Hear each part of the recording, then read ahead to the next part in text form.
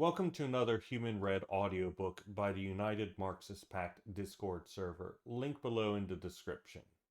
In this series, we continue our investigation into the initial construction, the organizational structure, and the principles and tactics of the form of worker organization, capable of seizing political power and establishing the revolutionary proletarian dictatorship and communality, which can in turn produce the communist mode of production through the shared class interests of the workers of the entire world. Our goal is to compile, analyze, and elaborate on what all of these texts have to say about this, and at the end have a strong understanding of the exact scientific process of it, particularly in general terms. At the end of our readings as a whole, we will try to put it all together and present it as a coherent whole in an educational video with associated notations. Today's reading will be the 1989 International Communist Parties, the ICPs, or the Il Partito Comunista, as it's called, party theses and classical evaluations on imperialist wars. This video includes a pre-written textual analysis on the terms of the aforementioned topics, which is also posted in the pinned comments if you prefer to read in text, or follow the link in the description to a read-only version of my Google Docs notes. This will summarize the content of the text, but it's no replacement for the actual reading itself for the sake of understanding the context. So I will say for this piece in particular, I don't think that my reading is very good. There were some places in there that caused me quite a bit of confusion. I think I came to the conclusion that they were arguing for things that they were arguing against. And I noted as such, especially at the end when I was reading through, where I started to realize this is all wrong. I've screwed up somewhere along the lines. I believe that my analysis here works through that and is mostly accurate, but the actual reading itself is likely to be quite inaccurate in terms of my commentary and all that sort of stuff, in my notes as well. Still, you should definitely read this yourself. I'm personally reading this only for the pertinent content, the character of the party, and I'm not including items that aren't of interest for most conditions that are related to the topic at hand, but only historically. So, for example, the peasant question, I'm just not concerned about that given my conditions. In addition, in the reading, I supply my own commentary, critiques, and additions, which in this case will not be helpful for you. Sorry. So let's get straight into it. Here is the textual analysis and summary I have of what the party's theses and classical evaluations on imperialist wars has to say. Because there are no longer any external enemies of the capitalist order from a reactionary feudal character, the only class enemy of the proletariat at this point is their national bourgeoisie and the international bourgeoisie. And as such, there's no basis for any alignment with either at any point within the international class struggle. Thus, all communists and communist parties must take up a position of strict revolutionary defeatism, with immediate struggle of the proletariat of all countries against all governments, to transform the now continuous and unceasing imperialist war into a civil war, and seize political power, along with continuing that civil war against any state where capital still holds power, even if the proletariat has won. Under any conditions, communists side with the proletariat, whether the war is a, quote, defensive or offensive one, wherein the proletariat spread the revolution by the butt of a rifle in order to support the national communists to do their own revolution. Nationalism within a particular nation, not like nationalist communists. Fundamentally, at all times, internationalism is a key aspect with the rejection of all sectarianism. Once the world market has been established and finance capital saturated all markets, resulting in capitalism reaching the imperialist phase, war becomes an economic necessity for the competing bloc of imperialist power to engage in on behalf of their national bourgeoisie's interests of expanding their penetration into the world market. Therefore, anyone seeking to end an end to war must seek the violent overthrow of the capitalist system, which subsists off of blood and death and will die without either. Thus, communists do not take up a stance that war is something to be avoided at all costs, even under the basis of the proletariat backing any given bourgeois state. Nor can imperialist wars be stopped with workers' strikes carried out by the proletariat. Rather, the whole edifice of capital must be brought down. This is the only method by which war can be stopped, and therefore any sort of bargaining with the bourgeoisie is bound not only for failure, but also harming one's ability to take the actions necessary to actually bring about the material and social conditions by which war can be ended. So basically, what it's being said here is that in the face of developing war between bourgeois states, the proletariat do not, the communists in particular, but the proletariat in general, should not ever go in there and try and act as a mediator between them and put themselves behind one or the other bourgeois state. Instead, they should maintain autonomy and say, all of y'all are automatically and forever going to be at each other's throats. The only way to actually deal with this problem is for us to bring about international communism. So that's what we're going to do. We're going to focus on ending in international capital or national capital, which is synonymous in this sense, right? um, in the sense that, you know, a national capital will necessarily seek to be internationalist within this level of development of capital. And more specifically, we're never going to go in and, you know, in order to bargain with one bourgeois nation or anything along those lines, say, we're going to hold off on the class struggle. We're going to hold off on the internationalism or anything along those lines. Just never do that, right? Continuing. These material and social conditions require a social revolution, which is carried out by the proletariat utilizing an organization which can strike at the heart of the capitalist system, seizing political, social power in a material and direct sense, the dictatorship.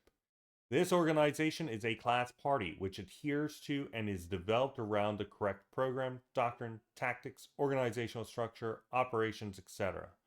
Through experience and theoretical consistency, we understand that the political class party should never, with an imperialist conflict, do any of the following. 1. Deny revolution and instead support any reformist stance. This will just ruin your entire ability to actually affect any change, by the way. If you take up a reformist stance, then you might as well kiss your ability to take action away. Ballot or the bullet are, and all that sort of stuff. If you're not willing to go in and say, you do this or we revolt, then they won't. If you take a reformist stance, then they will utilize any trick that they have up their sleeves in order to avoid doing the action that you want. And even if they do it, then it will be designed in such a way to fail, right? 2. Negate class struggle to any degree. 3. Cede to social chauvinism and support any kind of patriotism. Don't do this. Reject internationalism on any level. Ignore, reduce, or cease illegal struggle. So continue your illegal struggle. Conversely, the party must maintain an absolutely revolutionary stance based on class struggle, revolutionary defeatism, absolute internationalism, non-sectarianism, and build its ability to engage in illegal struggle during the nation's condition of weakness as it engages in external struggle. By the way, when I've seen this confusion within social chauvinists that are utilizing it for this purpose. When we say non-sectarian within the Communist Party, we don't mean, oh, let anybody in. We mean, let only people who refuse to engage in sectarianism in. In other words, keep out the bigots, keep out the patriots, keep out the social chauvinists. All those people we don't want. fuck off. We want the internationalists. We want the people who are willing to side with the proletariat, whoever they might be, wherever they might be from a purely class basis, on the basis of class struggle. Those are the people we want. That is the only thing that we are sectarian in. It's the support of the proletariat. Anybody who wants to bring anything else can just leave. They're not communist. They're socialists of various stripes. Okay. This is the only way to defeat opportunism, which is beaten back when the proletariat engages in class struggle in a direct and strong way, which is best guided by the party. The opportunists will always be the first to leap into defense of the bourgeoisie, and they are the first that needs to be defeated by the correct stance and by the party proletariat taking up that stance. Given all of this, the party anticipates, prepares for, and hopes for an economic crisis under capitalism, as these crises, inevitable as they are, drive the proletariat who fight for their immediate economic interests to organize to fight for those interests. This allows for quantitative growth of the party as members of the proletariat and pay bourgeois, and many proletarians who were former pay bourgeois, are drawn to communism. In addition, the party anticipates and prepares for the inevitable imperialist wars, the crisis itself having phases of preparation, outbreak, development, and immediate post-war. The party uses its preparation to take advantage of each phase of the imperialist war in order to give itself stronger ground and attempt to overthrow capitalism. However, it must be known that in order to take advantage of the outbreak period, a party must already be in existence and taking the correct stance learned from historical experience, revolutionary defeatism. Despite the party being prepared for imperialist war and recognizing it as a potential point of attack against the bourgeois state, the party does not hope for and seek out imperialist war, as the capitalist system is in fact revivified by the advent of imperialist war. It goes to war in order to bring fresh life to itself through murder and destruction. So some of the things that war between bourgeois states does for the bourgeois states is, number one, it allows them to deconstruct, to engage in creative destruction of capital. It allows for them to carry out policies without as much resistance to further repress labor. It allows them to increase the amount of state interaction with the economy, doing things like greater state employment, which reduces some of the contradictions inherent within capitalism, such as the fact that a significant portion of the population needs to be in the reserve army of labor. It's key in doing things to deal with various economic crises. We all know that World War II was fundamentally the instrumental thing that allowed the end of the Great Depression, for instance. So, imperialist war is not harmful to the bourgeois order. It might be for an individual nation to some degree, but it's certainly not the bourgeoisie who are fighting and dying in the trenches. It's the proletariat whose lifeblood is being expended fighting their fellow proletarians in order to enrich their own nation's bourgeoisie and increase their ability to repress the proletariat internationally, including in their own nation. Okay. And to be fair, the proletariat of the nation that wins the fight might get some additional crumbs to varying degrees. Might. Okay, so continuing. If the party fails to take advantage and stop the war before it reaches maturation, then our task becomes more difficult in the victorious imperialist countries manyfold, and more difficult in the losing countries in many ways, since war is helpful and necessary for the capitalist system for both the victor and the vanquished. Simply put, the longer a war develops, the worse our prospects for taking advantage of it are. Still, revolutionary defeatism is to be maintained regardless of it, if it can determine we can achieve victory or not, as breaking with it will irrevocably weaken the party's theoretical basis and only attract chauvinists, while alienating the international proletariat. So basically, don't do eclecticism. Don't start the fight doing revolutionary defeatism, and then when things are shifting with the tides of the battle, right? Suddenly be like, okay, we're taking a side. Don't do that. Keep to your guns. Stick with the correct stance the entire way through. You're just going to end up, and this is definitely the case. You're just going to end up attracting all these social chauvinist pieces of shit, LaRoucheites and all that sort of crap, to your party, and then oh my gosh, you have to deal with these awful people and root them out, and it's terrible. Ugh. Anyway, at the same time, it can also provide the decisive push towards revolution, as it is the most blatant emblem of the crises inherent in capital and roughly shakes the system of production internationally. During an imperialist war, the party will function within the limitations of force between the proletariat and bourgeoisie, seeking to maintain defeatism within the army, legally and illegally, while also taking advantage of instability between nations after the imperialist war, seeking to drive for proletarian revolution and a vanquished nation. There are also conditions wherein a delay on the outbreak of war is favorable. When we identify its development and can reorient the party to take advantage of the outbreak in an imperialist war, but need time to prepare. When a delay is favorable, the party seeks to create one, but it does not subordinate itself to humanitarian and collaborationist pacifist movements. So maintain autonomy, right? Next, the text talks about activity mainly in the West, saying that the rebirth of class movements will start with classist unions, and there will need to be notable developments of party influence on the class and economic organizations. The party will need to aim at getting ideologies and programs which are based on democratic action and use of bourgeois institutions out of these organizations, as they destroy the capacity of them to reach militant activity.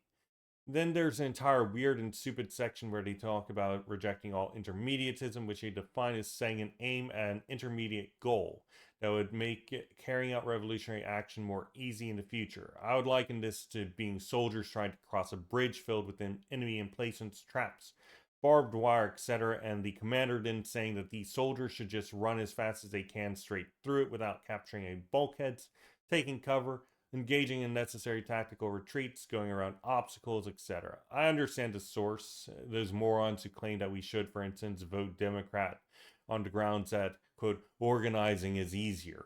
But these are unquestionably distinct. The actions taken by those soldiers attempting to cross a bridge properly are done with their feet firmly on the ground and with the final goal in mind. And as Luxemburg said, quote, the basic question of the socialist movement has always been how to bring its immediate practical activity into agreement with its ultimate goal, end quote. The politics based on fear of internal opportunism, tossing aside the final goal in favor of the immediate goal, leading one to take a political position of fear of functioning any strategic action, marks us as completely infantile. So, in my notes on this area, I just wrote goo goo gaga because that's really what it was. Uh, Still, in more direct context, what they are specifically aiming to do is say that under no terms will the party suspend its classist struggle until communism is obtained, regardless of conditions or ability to actually undertake revolutionary struggle, and it will not make alliances with any bourgeois strata or parties that do any intermediate forms of struggle. This is fine. I don't have any complaints about that. It's just sometimes it's the way they write, or maybe they are actually saying this, and it's like, what the fuck are you saying? Stop it. This is stupid. Okay. One core tactic of Leninism is to take advantage of the inevitable imperialist wars of capitalism in the stage of capitalism that is imperialism by harnessing intensifying class struggle. Any alliance with movements to stop war is a naive and opportunist idea of the, quote, sanctity of peace and defense within capitalism where none exists. All energies and activities of the party need to focus on intensifying the struggle against capitalism and thereby imperialism. It must be known that the lesser evil in a war wherein it is not completely historically progressive for one side or the other to win is always going to be for your own nation to lose, as you are struggling in your own nation to seize power, not the other nation. You know, in a war between America and Russia, I'm not struggling in Russia to seize power for the proletariat because I don't live there. I don't engage in direct action there. Uh, there's no there's no point to call for revolutionary defeatism of American communists in the Russian war, right? It's nonsensical. You call for revolutionary defeatism within your own nation, and every proletarian nation is supposed to do that for their own nation. Uh, Complete rejection of all imperialist war by all nations. Therefore, the proletariat of all nations seek to mutually sabotage their own countries in the advent of war and intensify class struggle, all seeking to result in the loss of their own nation in the imperialist war. However, there are circumstances wherein one nation losing is better than another. As an example, America is currently the arch conserver of capitalism, this is what the text says, and thus the capstone aim currently of the party, which must focus on revolutionary defeatism in one country at a given time. It calls for the proletariat to engage in revolutionary defeatism in all countries, but it focuses on a particular one. Its own country rather than simultaneous revolutionary defeatism. All parties are to do this, but also soberly analyze what the ideal results of the war will be and what action to take based on that. Despite this, at no point does the party support a, quote, lesser evil in an imperialist war. Meanwhile, amongst the proletariat, the party agitates against the war, even while preparing to profit from it in terms of bringing the class struggle to the fore and increase communist numbers quantitatively. In this agitation, it focuses on producing revolutionary defeatism and calling for revolution. It extends its reach into economic organizations to propagandize against the war and mobilize, and refrains from participating in anti war movements with non economic organizations. The strikes of economic organizations supported by the party should lead to the development of workers' councils, which may end up as the headquarters of the revolution. At the end of the day, all the disparate revolutionary movements need to be welded together to the general class movement and to the party. In addition, the party recognizes that should any government attempt to institute a draft or conscription, that is fertile grounds for a revolution. Thus, communists do not actively fight the draft, do they absolutely agitate against it amongst the proletariat, but instead eagerly await getting armed so that they can build revolutionary cells within the military and prepare for the coming civil war that they will agitate in the military for and build soldiers' councils in preparation for. As a side note, I have looked quite a bit for information on soldiers' councils, and I just can't find anything. If anybody has any recommended reading for that, I would love to see it.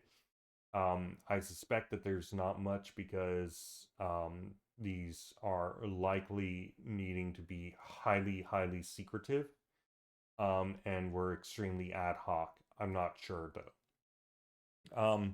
In addition, the party calls for a people's proletarian militia with military technical preparation while also engaging in legal work and infiltration of the bourgeois army, not refusing military service for moralistic reasons.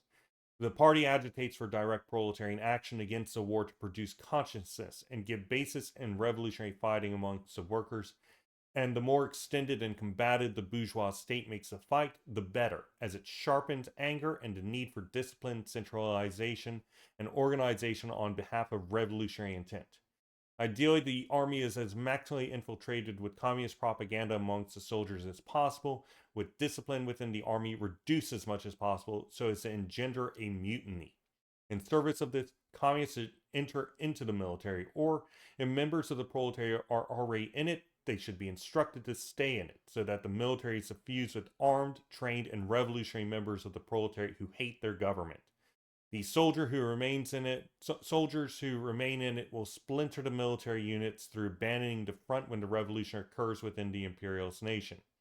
The party will support the soldiers' return, directing them to fight on the internal front. When the soldiers leave the front, they are not to throw down their weapons, but instead keep them and be ready for the revolutionary moment. The party seeks to construct communist cells and then units within the army, producing either a section of the army in support of the revolution or at least neutrality upon a communist insurrection. Ideally, there will be much fraternization between soldiers of hostile armies. Communists must organize these, going beyond a basic military strike. So, yeah. Basically, for communists, our organizations need to remain autonomous and completely in line with the interests of the international proletariat, right?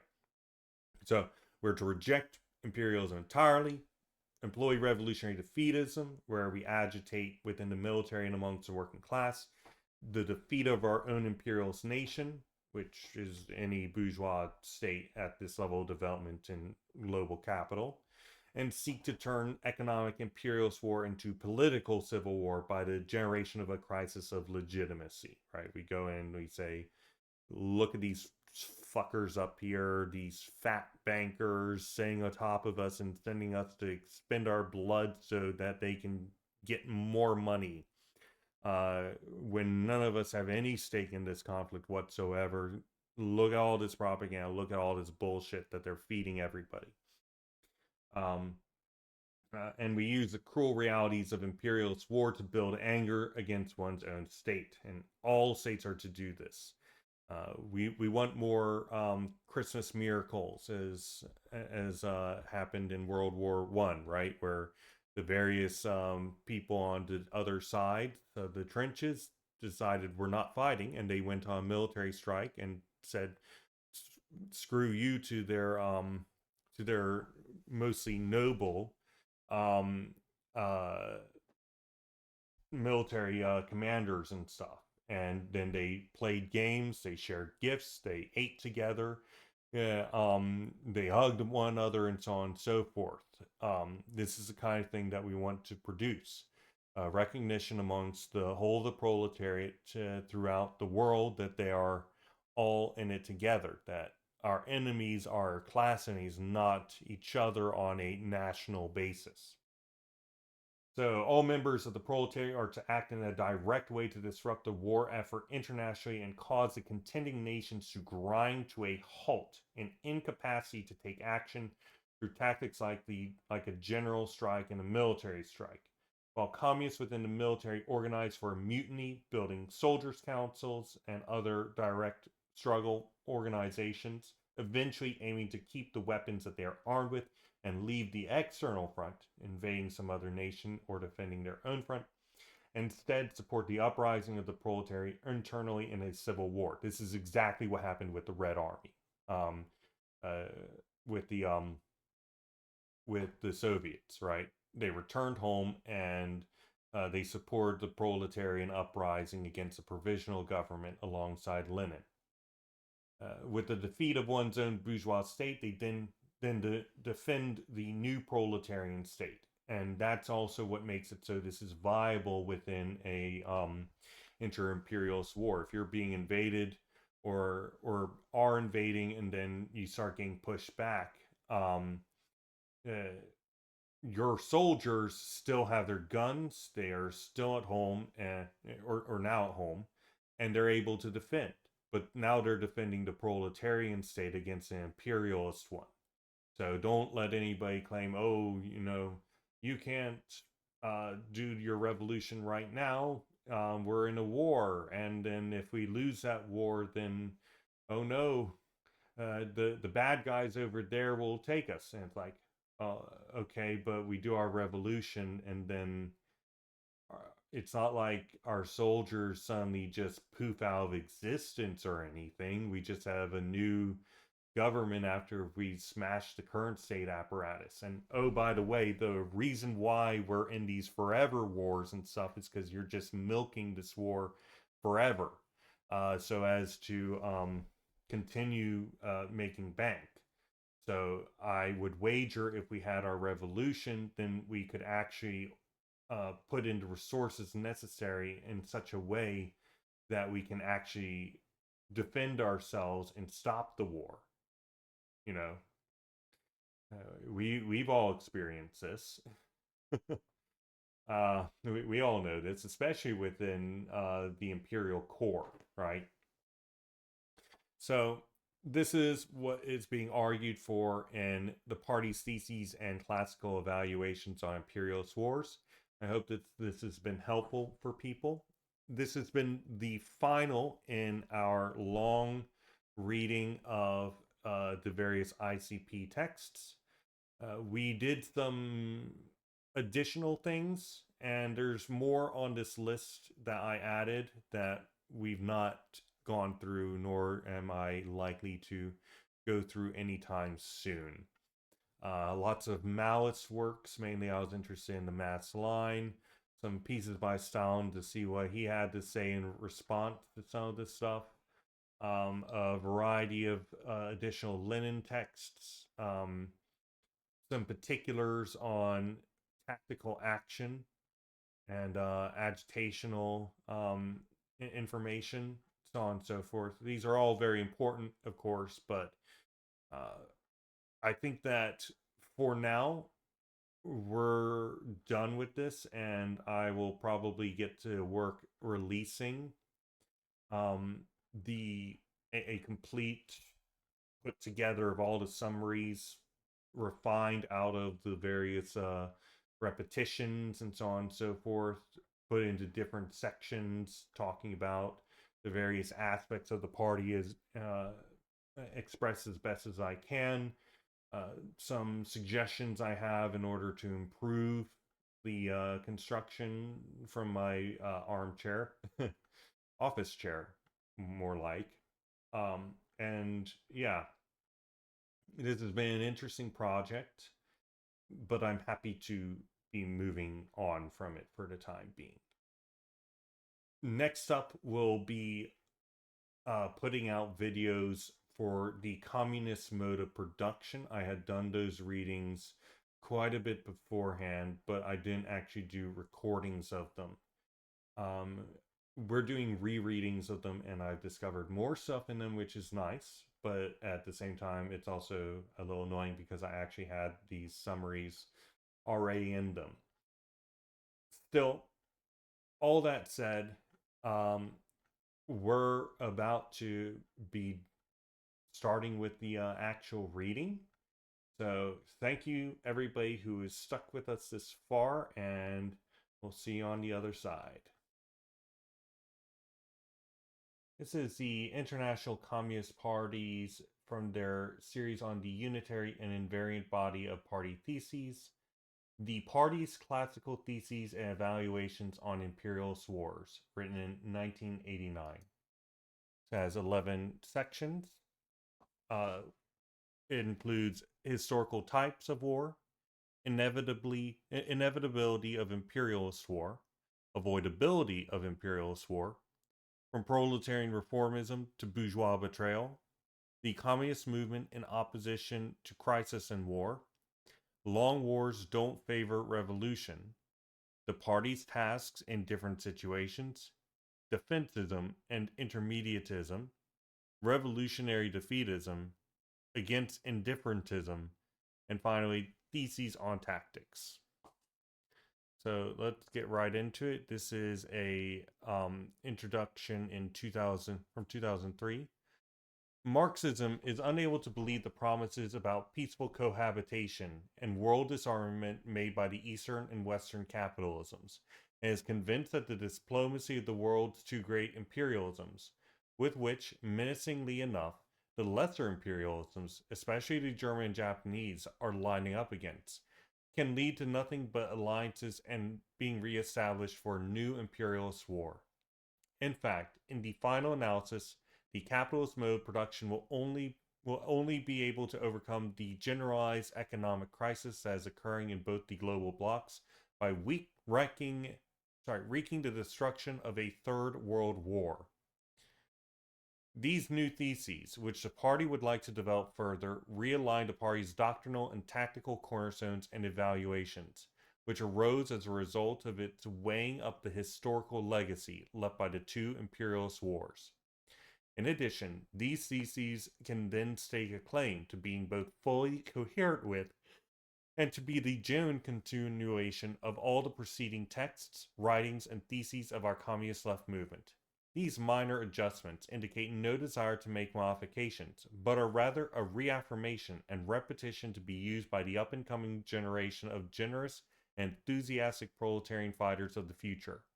Meanwhile, by means of the printed word and with the clarity that our revolutionary dialectical connections give us, they stubbornly anticipate the communist recovery when the present fog has lifted.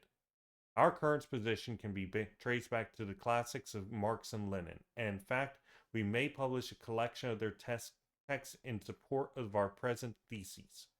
In the meantime, we refer to theses, substantial enough in themselves, which are drawn up from reports given at the general reunions of our movement and published in full in numbers 16 to 22 of the Paris Review Comunismo.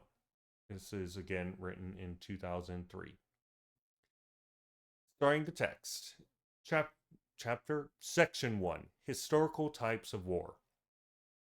Marxism discards as inadequate and abstract the evaluation of the pacifists and anarchists that all wars should be opposed because they're murderous and brutal. For us, in conformity with the doctrine that we see as a red thread running from Marx and Engels to Lenin, we make the justification or condemnation of a given war depend on its fundamental historical significance. The refusal to take up the rifle as an expression of struggle against militarism and war in general is abstract and metaphysical, since the whole fact of being against the war in the first place arises from historical motivations, not moral ones. The abolition of war in itself is no slogan of ours. War is one of the decisive factors within the stages of the capitalist cycle, its ascent and decline. To abolish war then means nothing if not arresting of that cycle before the revolutionary solution is arrived at. Basically, they're saying we don't have real control over this, right? Wars are just going to happen under conditions of capitalism. If you want to stop wars, then you need to fight against capital. It's that simple. And what that's going to go in the direction of is saying, don't focus on anti-war effort, though of course focus on it when it's rather focus on defeating capitalism so we can defeat the conditions which produce war. And in our process of defeating capitalism, it might and most certainly will involve taking anti-war stances at tactically opportune times. Okay, continuing. The epoch opened up by the Great French Revolution of 1789 can be subdivided schematically into periods, with each subdivision corresponding to a different type of war and different attitude on the part of Marxism. First period, from the French Revolution to the Paris Commune, 1871. This is a period of national wars of liberation, characterized essentially by the casting off of the feudal, absolutist, and foreign yoke. These were progressive wars, and Marxist support for them did not derive from the fact that they were defensive or patriotic, but due to their revolutionary nature, useful in that modern capitalist organizational spread.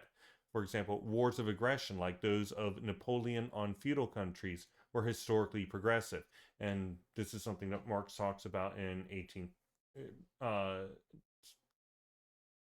he doesn't talk about in 18th Brumaire. I'm trying to remember who talks about, but essentially what happened was, I was certainly listening to a video by those trots in Great Britain. There's a couple of trots in Great Britain, but in fact, a couple of them have publications, but it was talking about how the new type army of Napoleon, despite being a highly reactionary one that had essentially after the French Revolution, the Napoleon came in and he ended up being crowned emperor again. But because of the new character, the new class character within the state, which included various bourgeois factions which had implanted themselves strongly, that meant that no matter what, and also because capitalism is far more efficient and effective in many ways than feudalism, most particularly the form of army. And Napoleon's new type of army was fundamentally distinct from the feudal one. And as they spilled across Europe, they established capitalist relations throughout Europe. They went in and they said, okay, we're doing something new. And they spread the revolution by the sword. Um, Now, this is a wholly imperialistic thing. Nobody can say otherwise about Napoleon, but it was fundamentally a historically progressive process because it was breaking up all these old feudal things, and this is how the class struggle goes. We have a conception of common ruin of the contending classes. This is something that Marx talks about in the Communist Manifesto. And historically, how this is carried out is, for example, in the Roman Empire, right? The serfs and the slaves and whatnot could not actually adequately rebel against their masters, and things were just caught in ever spiraling degradation as society was unable to progress further and everything remained fundamentally conservative and completely incapable of really functioning, but the class struggle couldn't develop. But the thing is, there are external people who have not had that, and these more dynamic societies come in and just crush the undynamic one, the static one that is at this common ruination thing. And that's exactly what has happened throughout all history. The dynamic, more developed class society comes in and just completely wrecks the static ones. Now, excuse me. Now, the problem here is that we now no longer have an external force because capitalism is fully worldwide, right? We don't have any other more dynamic force from another country that's going to be able to come in and do Napoleon and establish communist social relations by the sword. That's not a thing for us. So we have to do it ourselves, kind of. um, Anyway, continuing. In 1871, there's the great historical turning point about which Marx comments. All national governments are confederated against the proletariat. In Europe, the period of the wars of the national unification draws to a close with the Paris Commune. And to note, what ended up happening was Germany and France were in conflict as usual, or maybe it was Prussia. I can't remember. Same difference. And literally, they just let the French army go back and also help them to crush the Paris Commune. The ruling classes of both countries went in and said, "Oh, I see. The proles are getting uppity. We're going to both help you out in crushing them." And it said that the streets were rivers of blood. Like 80,000 people died in the Paris Commune, if I remember correctly, by its crushing. By its crushing, it was a tremendously brutal affair, and it wasn't helped by the fact that various people in it made some profoundly terrible tactical stuff. You can go back and listen to my terrible renditions of the dictatorship of the proletariat with the civil war in France if you're curious about that. I'll probably re-record those when I get done with what I'm doing here, and actually record the stuff on the Communist Mode production. Not looking forward to that. Okay, continuing. Can there then still be a progressive and therefore justifiable war today? In 1951, we affirmed that there could be, perhaps, but outside Europe. In addition, as with Lenin, we specified that the correct criterion for categorizing types of war and establishing whether a war is just or not is the social one anyway, not the juridical one of aggression or defense, invasion or resistance, conquest or liberation. The second run from 1871 to 1914, with the latter year marking the outbreak of the First World War and the fall of the Second International. We must register through the. Actually, I want to go back up here. They kind of make this distinction between social and juridical. These aren't necessarily like a hard line between these things. In addition, I think that aggressor and a defender, I don't think that this is necessarily a purely juridical thing. It can be one, but it's not necessarily. Like, let's take Israel and Palestine right now. Israel is very obviously the aggressor. Now, from a juridical standpoint, currently, due to the imperialist character of world systems, um, juridically, Palestine is the aggressor because they struck first. They obviously didn't, but from a legal standpoint, with June 6th, or whatever, July 6th, excuse me, no, January 6th, god damn it. I'm sorry, it's right after work on Monday. um, and there's a bunch of J's in this discussion, juridical, June, July, January. Anyway, with the January 6th one, from a juridical standpoint, these people are like, oh, no, Palestine started this war. And it's like, no, they didn't. You guys have been at not even an armistice for all this time, and you guys keep on fucking shooting these people and blowing them up and assassinating them and starving them and destroying their homes and so on and so forth. Like, I mean, very clearly there's a social aspect of aggression or defense, right?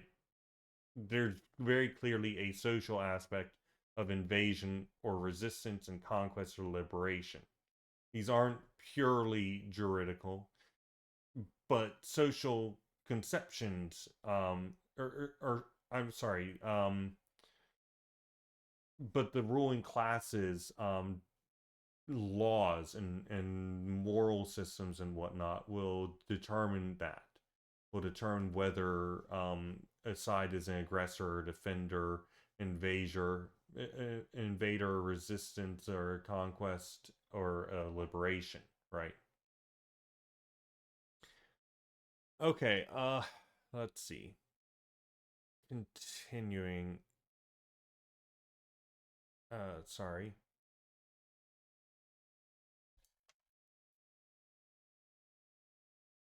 Oh, I'm sorry. Top of the paragraph. The second runs from 1871 to 1914, with the latter year marking the outbreak of the First World War and the fall of the Second International. We must register through, though another emblematic date indicated in the text of Lynn and ourselves as 1905, in which, with the Russian Revolution and the imperialist development of capitalism, a third period of wars and revolution commences. 1905 was a failed Russian Revolution. It had some successes. They established a provisional government and whatnot. But it's not the October Revolution. They're talking about something else.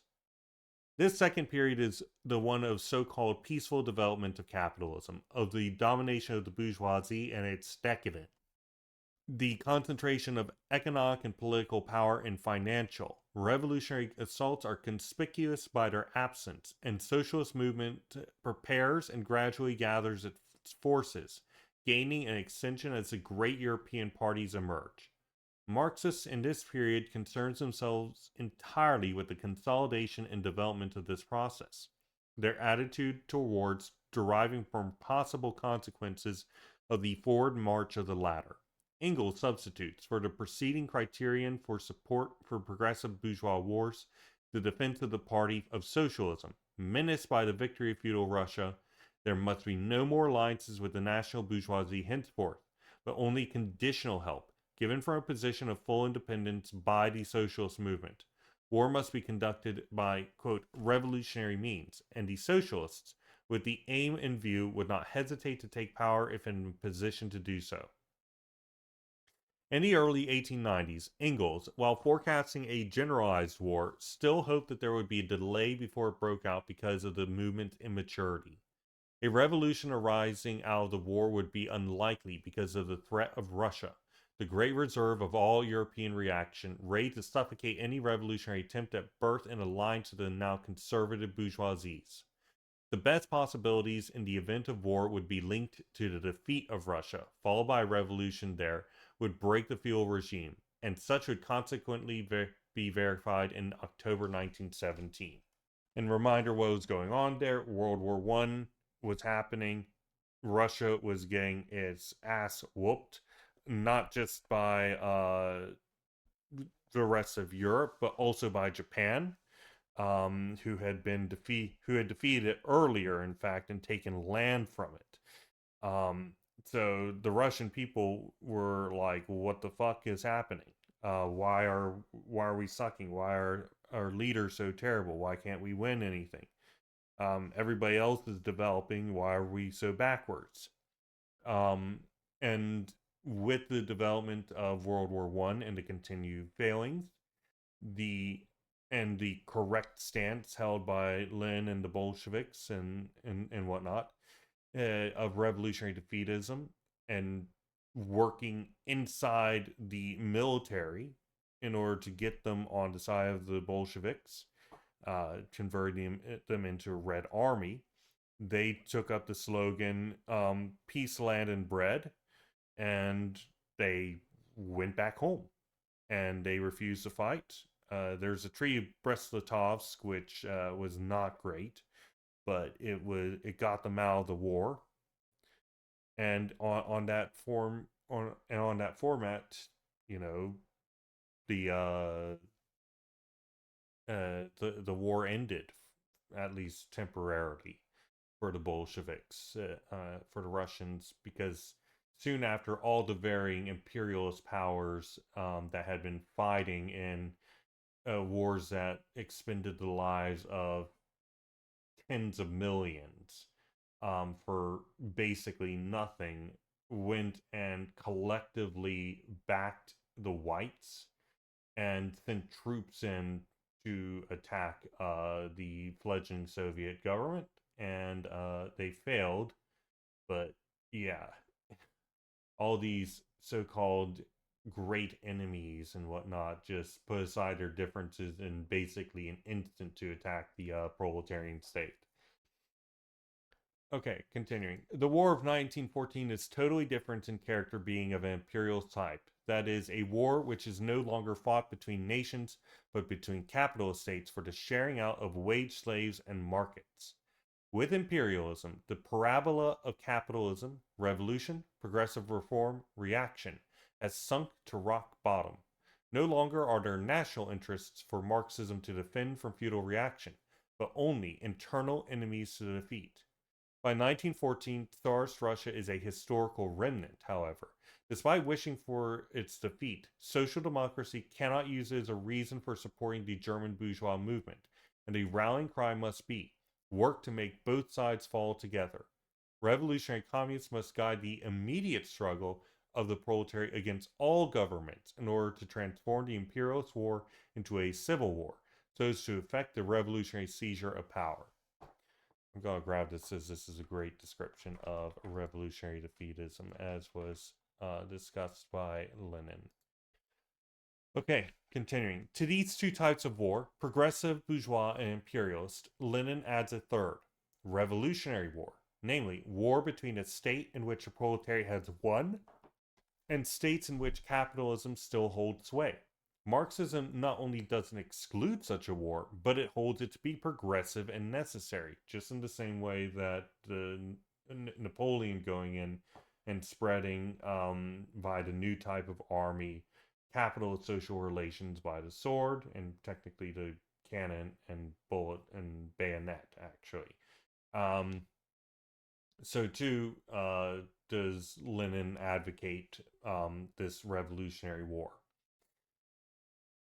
Such a war may arise as a defensive war against an invasion by a capitalist state, or as a war of attack against a state that is still bourgeois, so as to support and foment the communist revolution. In both cases, the national aspect must not be taken up on pain of relapsing into ill-starred and retrograde positions, even if only one proletarian state exists. Rather the internationalistic aspect of military conflict between armies of enemy classes should be taken up, inasmuch as such a war is part of the world civil war between proletariat and bourgeoisie. I do want to note that one thing that Trotsky tried, and this is with the Brest-Litovsk that I was talking about before. The deal that was originally given to the Soviets was not attractive at all to get out of the war. So Trotsky said, hey, listen, how about we continue and refuse this, but our own forces will not fight, and will instead call for the soldiers of the bourgeois countries to put down their arms.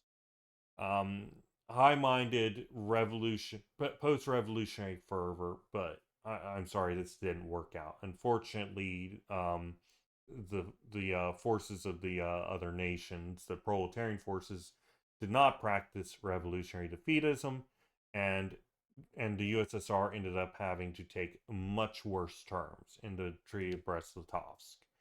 So it's important to note that that needs to be kept in mind, right? Um, and you have to have a communist party in the other country that is able to essentially take command over the various uh, soldiers, or at least groups of soldiers, to act as mutineers uh, to do something like this. Um, I suppose it's within the realm of possibility that could spontaneously come up, but I wouldn't put any bets on it. I would put a bet if the local Communist Party, the National Communist Party of the other nation, had significant outreach within that military, but that good luck with that. Okay, continuing. Two imperialist wars have devastated the world. In both cases, social traders have attempted to give the proletariat a Marxist explanation to inveigle, persuade someone to do something by means of deception or flattery. I have never heard of this word before. Fascinating. 15th century. Oh, beguiler. Oh, no. Never mind. It's French stuff. Okay. Them into drawing up ranks behind other people's banners. Thus, these people called the First World War defensive. To this, the international left fraction, so with Lenin, Liebknecht, and the Italian left, hit back, insisting that by the watchword defensive war, Marxists meant to indicate, even back in 1870, those wars that developed the capitalist form, whilst the war in 1914 was an imperialist one between fully fledged capitalism. Thus, it was treachery to speak of defense of the fatherland in any country whatsoever. The Second World War will be passed off by the social traders as a war of the first kind of national liberation, as a war of the third type, proletarian revolutionary, thereby implicitly seeing in the bourgeois democratic regimes the diffusers and defenders of socialism versus the Germans. Hence, the social chauvinists of 1914 and the arch opportunists of 1939 and 41 were a long way indeed from stripping war of its patriotic, nationalistic, and false revolutionary disguises so as to classify it Marxistically interesting in the category of imperialist war. To do so would have necessarily led them, as it did in consistent socialists, to the only viable tactical admission, that of revolutionary defeatism on all fronts. I'm reminded of a meme that I saw the other day. Yeah, and maybe this is unfair, but at the same time, um, where is that? Here we go. So you've got this is Vichy France. You've got bourgeois politician, basically Hitler, and then the revolutionary defeatist great man and Bordiga over here, forcing them to sign armistice, and then the left comms are standing back here enforcing the great actually existing revolutionary defeatism in World War II. Okay. 2. Inevitably of Imperialist War. Once the world market has been formed, and the restricted spheres of life and the circles of influence characteristic of pre-capitalism are dissolved into one economic magma of the production and sale of goods. Once the markets of the whole world are saturated and the latest arrivals are squeezed into their corner of the market. In short, once the epoch of imperialism has been entered upon, wars of encroachment inevitably occur, with plunder and brigandage on both sides, for the division of markets and the subdivision and new distribution of finance, capital, spheres of influence, just as inevitably. States and nations are brought into submission to the great powers as a consequence. Could the bourgeois governments and their leaders prevent war? No. There's no possibility that they could either provoke or prevent it. No, they can absolutely provoke it. But anyway, even were it admitted that they didn't personally want war to break out, or that they don't find it opportune to precipitate it, their intentions have little effect. The oligarchy of big capitalism, who they represent and on whom they depend, is constrained to act in production, industry, commerce, and finance according to inexorable economic laws which lead to war. War is not a policy of a certain bourgeois surrounding party, it's an economic necessity. This is absolutely true. But I do want to note that, people can absolutely start wars by being pieces of shit. Not always, but it is a thing. Okay, continuing. On the other hand, what about the interclassist pacifist movements, the partisans of peace, the doves of every variety? Could they not prevent war? Being non-proletarian movements, they express merely the small-minded paid bourgeois desire to maintain the advantages that capitalism still has on offer to them, all at the expense of the European and above all the extra-European proletariat. History teaches that such movements liquidate themselves in the event of war in order to embrace the false justifications of their own bourgeoisie. Restore the peace. Take up arms to fight the enemy.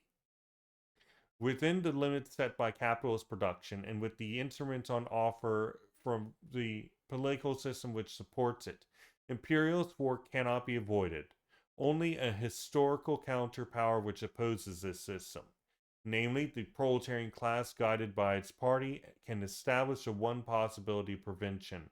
For only by raising the global structure of capitalist power to the ground can humanity be spared its horrors, above all, that of war. Only in a socialist world, in non-mercantile, non-capitalist, non-statist society, the first true beginning of human history, will war no longer have reason to exist. I'm going to add this to miscellaneous quotes for the communist mode production. Okay. Part 3. Avoidability of Imperialist War.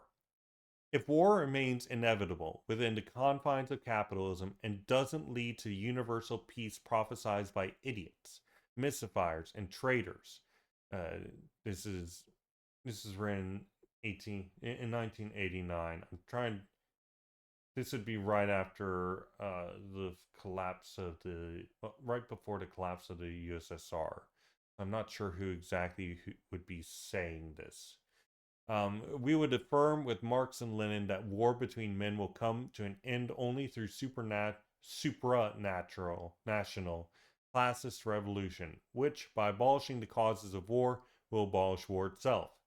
Therefore, when Lenin and ourselves affirm that war is inevitable, we do not mean this in an absolute sense, but that it cannot be avoided by a vague ideological movement of proletarians and the poor and middle classes in combination. Over such a movement, war will pass like a steamroller, meeting with no resistance, and we see that all the time. generalizing war is historically avoidable, but only in the sole condition that is opposed by a movement of the wage classes, with the latter expecting war not in order to replace it with peace, but possibly with war reborn, in order to bring down the fall of decrepit, vile capitalism. When Lenin established that the last imperial stage of capitalism leads to war, he did not believe that a whole succession of world wars would take place, but expected that as the first one emerged, the proletariat, at least in Europe, would rise up and put a stop to it. His formula was transform the imperialist war into civil war. The socialists of the Second International were aware of this, but did not put it into practice, as they fondly imagined that they could prevent the war merely through peaceful developments arising from the general strike against mobilization on every side of the frontiers. But not even this aim was achieved, and it would still have been insufficient, since all the workers' parties would march to the national war. We needn't expect a confession of errors or a fundamental rethink on Lenin's part, since the field of evaluation of historical events over time, revolutionary optimism from Marx onward, has played a role of no little importance, though not as daydreams, but grounded in real possibilities. But Lenin had to specify that not one, but a series of imperialist wars would come about. He did not indicate a specific deadline, but established the necessary conditions for reversing the character of the war, from the imperialist to civil to revolutionary proletarian. He lashed out at the pretense of being able to stop the war with a strike, even if it was general and unlimited. Something quite different was, and still is required, which set out from an organization with deep roots in the proletariat and in the army, emanating from the broadly based and influential class party based on sound theoretical, programmatic, and tactical positions. One unified organism which could lead the proletarian seizure of power with the aim of demolishing the putrid society of capitalism. Okay, let's take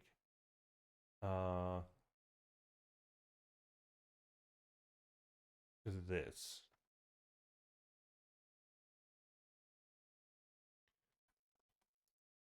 And we're just going to do some ... front. Okay. Part 4, From Proletarian Reformism to Bourgeois Betrayal.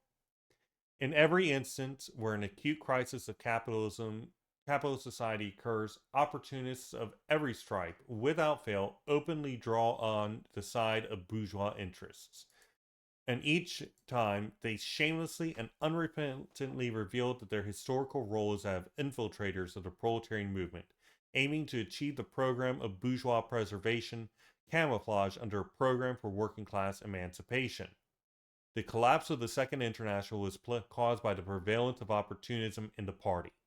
The path was cleared for this collapse by denying the socialist revolution and placing in its stead bourgeois reformism, by negating class struggle and the necessity of transforming it at determined moments into civil war, by preaching class collaboration, by ceding to chauvinism in the name of patriotism and defense of the fatherland, by ignoring and denying the fundamental theses of socialism previously enunciated in the Communist Manifesto, that is, that the workers have no fatherland, by aligning themselves with petty bourgeois hypocrisy in the struggle against militarism, instead of recognizing the need for revolutionary warfare, by proletarians of all lands against the bourgeoisie of all lands, by transforming the then admissible use of parliament and bourgeois legality into the fetishism of the same legality, and forgetting the necessity of illegal forms of agitation and organization in periods of crisis. We're gonna grab this. This is a very good bit and absolutely accurate. Continuing, Lenin speaks of the collapse of opportunism and, in apparent contradiction, of its triumph.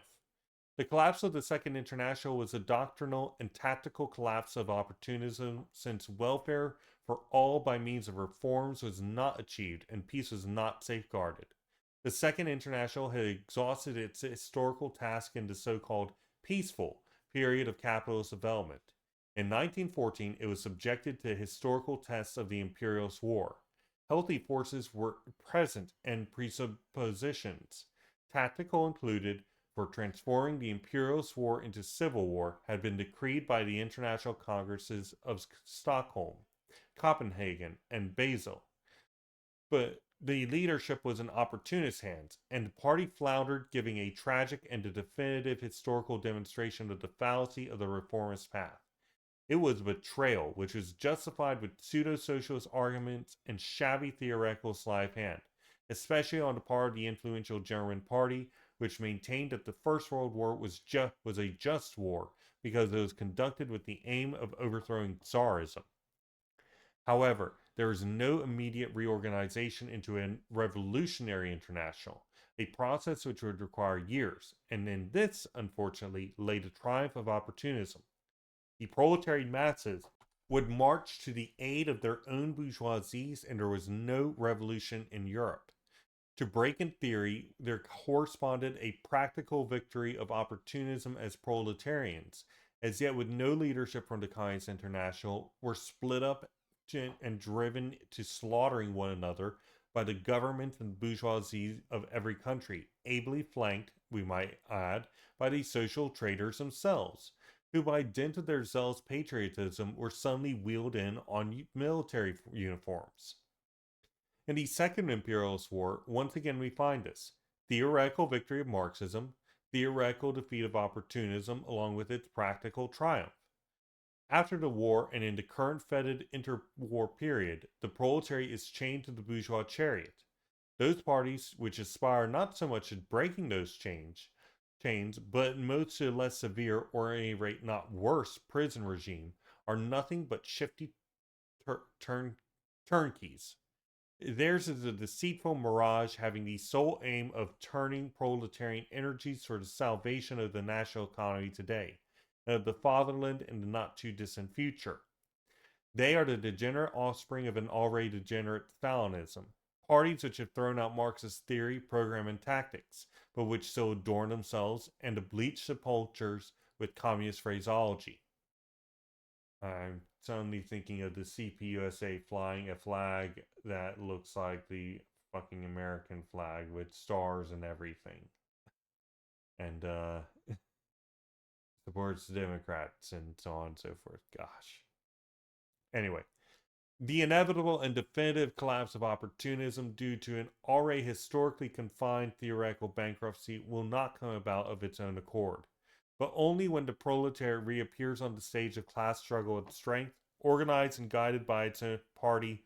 The renegades will then openly rise up in defense of the bourgeoisie and become the first obstacle which will need to be thrown down in the development of the revolutionary process. Okay, we're going to grab this part, especially for that last part there. Maybe I should go through this stuff. Yeah, this is a good stopping point. We will be right back. Okay, so because there are no longer any external enemies of the capitalist order for a reactionary feudal character, the only enemy of the proletariat is their national and international bourgeoisie. So they need to focus about their own nation because that's their, or region, however we want to call it, because that's within their influence to some degree. But they're also looking at it from an international standpoint, and hopefully there's some sort of international organization wherein we can focus all resources and whatnot to target weak links in the chain.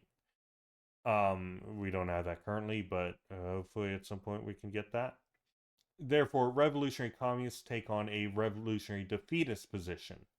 That is to say, the immediate struggle of the proletariat of all countries against all governments to transform the now continuous and unceasing imperialist war into a civil war and seize power. All right, and next up.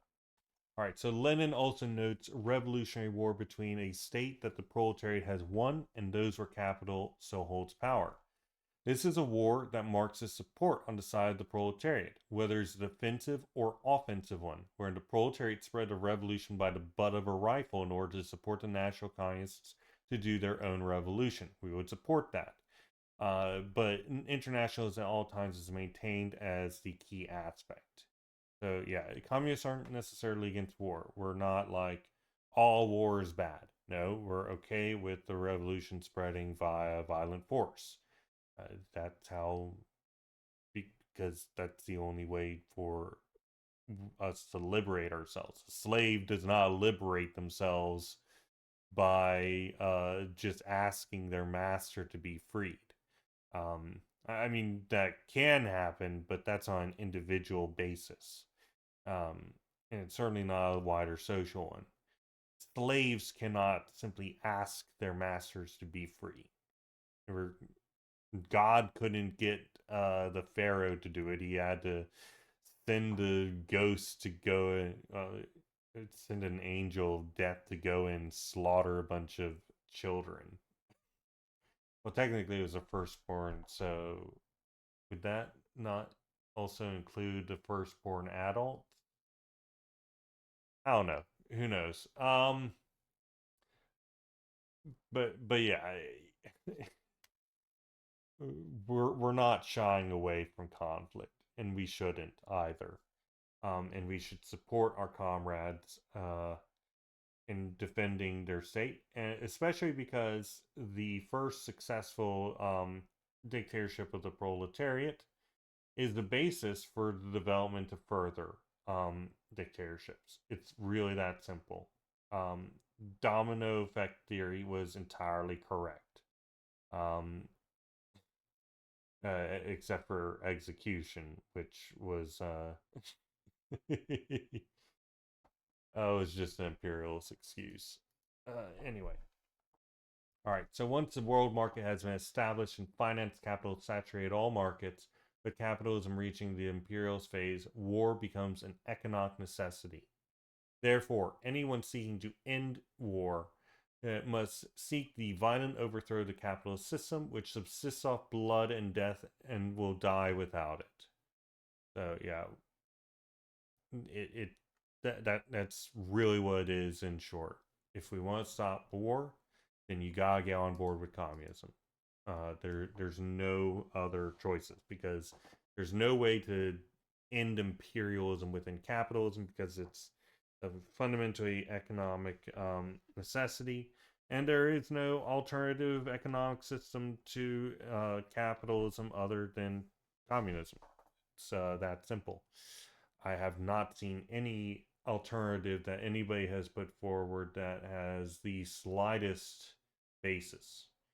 Um, so yeah, it's communism or it's nothing.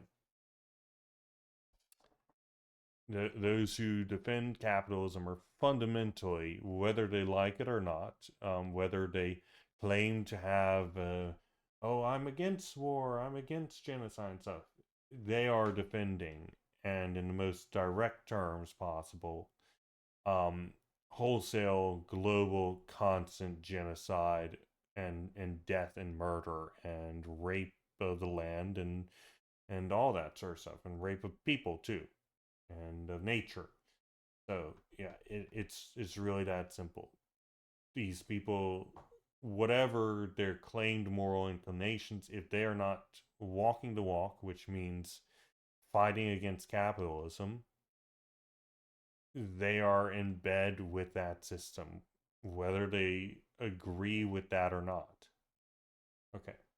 All right. So the proletariat cannot stop imperialist wars with strikes, and if I remember correctly, this is thing that we would have read, but we skipped. Rosa Luxemburg's "The Mass Strike." We'll eventually get back to that. But also Lenin does speak of this. It needs an organization which can strike at the heart of the capitalist system and seize political power.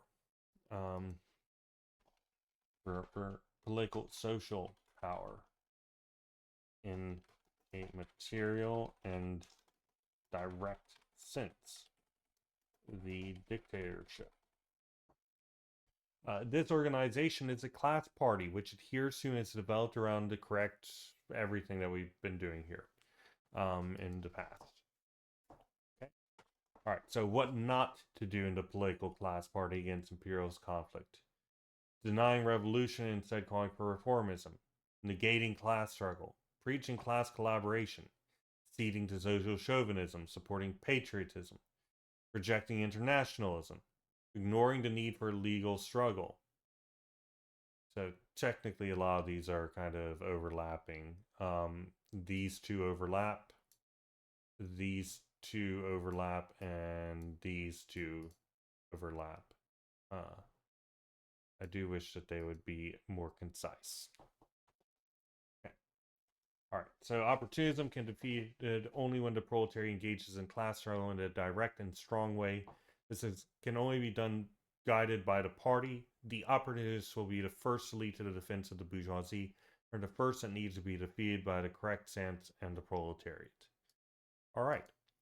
We're starting part 5, the communist movement in opposition to crisis and war. The communist attitude towards imperialist war derives from its general stance towards capitalism. It wants it totally destroyed. Economic crises and the wars that result are levers that can be grasped in order to overthrow it. Marxism doesn't anticipate capitalist peace and welfare in perpetuity, since both constitute the necessary premises of an ever-deepening crises and ever more destructive wars. Communism wants peace, certainly, but not of the ephemeral kind, maintained by opposing armies equipped like never before, and ready to be hurled against one another or against insurgent proletarians within each country. It wants real peace, the organic kind, which will only be possible in the classist society won by the International Revolution. I'm actually going to add this in our section on the communist mode of production, because I think that I had this as part of it, but I might not. One notable thing is all weapons, all soldiers and whatnot are considered unnecessary production, luxury production, excuse me. Not saying that luxuries are not necessary. They are. But fundamentally, they are not focused at maintaining mode of production, at reproducing the conditions of production, at least in effect, right? So all the ridiculous amounts of money and labor and time and land and resources and everything spent on the militaries of the world is, in effect, from the perspective of human history, just going down the drain. It's all fucking worthless from the perspective of a communist. In that sense, under communism, we don't have to have any of that. That's not a thing for us. It just frees up vast amounts of resources. Also, I do want to put this out here. The U.S.'s military is the second highest carbon producer in the world, next to the U.S. State as a whole. So just wanted to put that out there to kind of put things into perspective from an energetics perspective. Just think about how our energy, how our resources could better be spent. Imagine what I remember an old video, I think it was actually by Second Thought, about what could NASA do if it had the US military budget. Alright, continuing. The economic crisis is expected by Marxism. This crisis, or the revival which follows it, by provoking a worsening in the conditions of the working class, may drive the latter to react by organizing on the union level and by encouraging its combativity. It could also create the conditions for a quantitative growth of the party and for extension of its influence on the working class.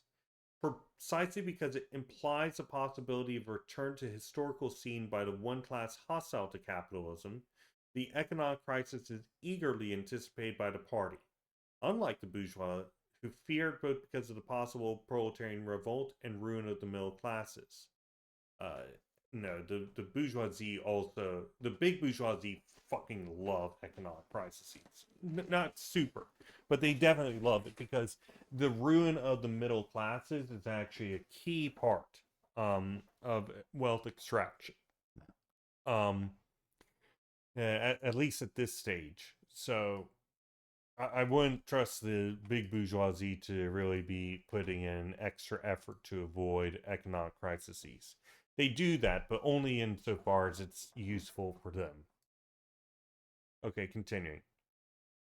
And there's a lot of usefulness because they can utilize it as an excuse for all sorts of policies and stuff like that. Continuing. The imperialist war is also anticipated by Marxism. These wars originate from the irredeemable and eventually intolerable persistence of the international economic crisis, which allows for no other solution inside the capitalist mode of production but the inhuman destruction of commodities and proletarians. This is what is called creative destruction, by the way. Imperialist war wipes the slate clean for capitalism, if only temporarily, by establishing a new equilibrium and division of world markets. On the ruins of these markets, a euphoric start can be made to a new half-century cycle of plunder. And also, some of the other things that it does is it destroys a bunch of means of production. So it allows for greater redevelopment of the productive forces because now it needs to be replaced. So there's a lot of technical growth and whatnot. There's also the fact that every member of the proletariat can be hired. So there's a temporary ending to the reserve army of labor. And this helps deal with some of the contradictions of capitalism. There's a couple more. Let me just look at my notes for a second.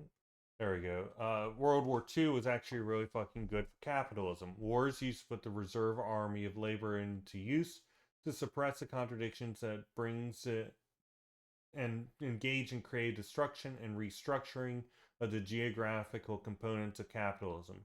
In addition, as national bourgeoisie come into conflict with each other, it allows for breaking up of accumulated structures to help capital, quote unquote, rebirth itself. Lastly, it allows transition to a primitive planned economy which can be used to suppress the contradictions of capitalism. The US economy in World War II was more planned than the Soviet economy, to put things into perspective. And it was ridiculously productive. They were putting out so many ships out of that one place, I can't recall, that they didn't even bother like taking out the subs that the Germans had stationed there to take them out because they're just producing so much. So, an example, the Black Death, wiping out 1/3 of Europe, reduced the primitive competition among peasantry and forced higher, quote unquote, wages to be granted per capita, allowing serfs to build up capital. This allowed for a more vibrant merchant class to be brought about. Catastrophes have a habit of merely pushing history forward. Um, so, so yeah, it's these sorts of things that we're talking about. It's a great way of employing the reserve army of labor temporarily, creative destruction of capital holdings, temporarily putting the economy as a planned economy to smooth things out, expand imperialist holdings, and it also redirects anger at the system to those outside. It can reverse the tendency of the rate to profit to fall. If you look at that thing, actually, let me find it. Here we go. So here's the U.S. non-financial sector rate of profit on capital. And you can see this is in 1945, and then you got these waves. And it goes up and then it goes down, and there's just this general trend downwards. However, what you do see is there's these periods which are amazing. I wish this went back further in 1945. Um, but yeah. Okay. Continuing. Yes, I added that. The war crisis goes through various phases: a period of preparation, its outbreak, development, and the immediate post war period. The Revolutionary Party will seek to take advantage of economic crises and wars alike throughout their various phases in order to attempt to the overthrow of capitalism. Okay.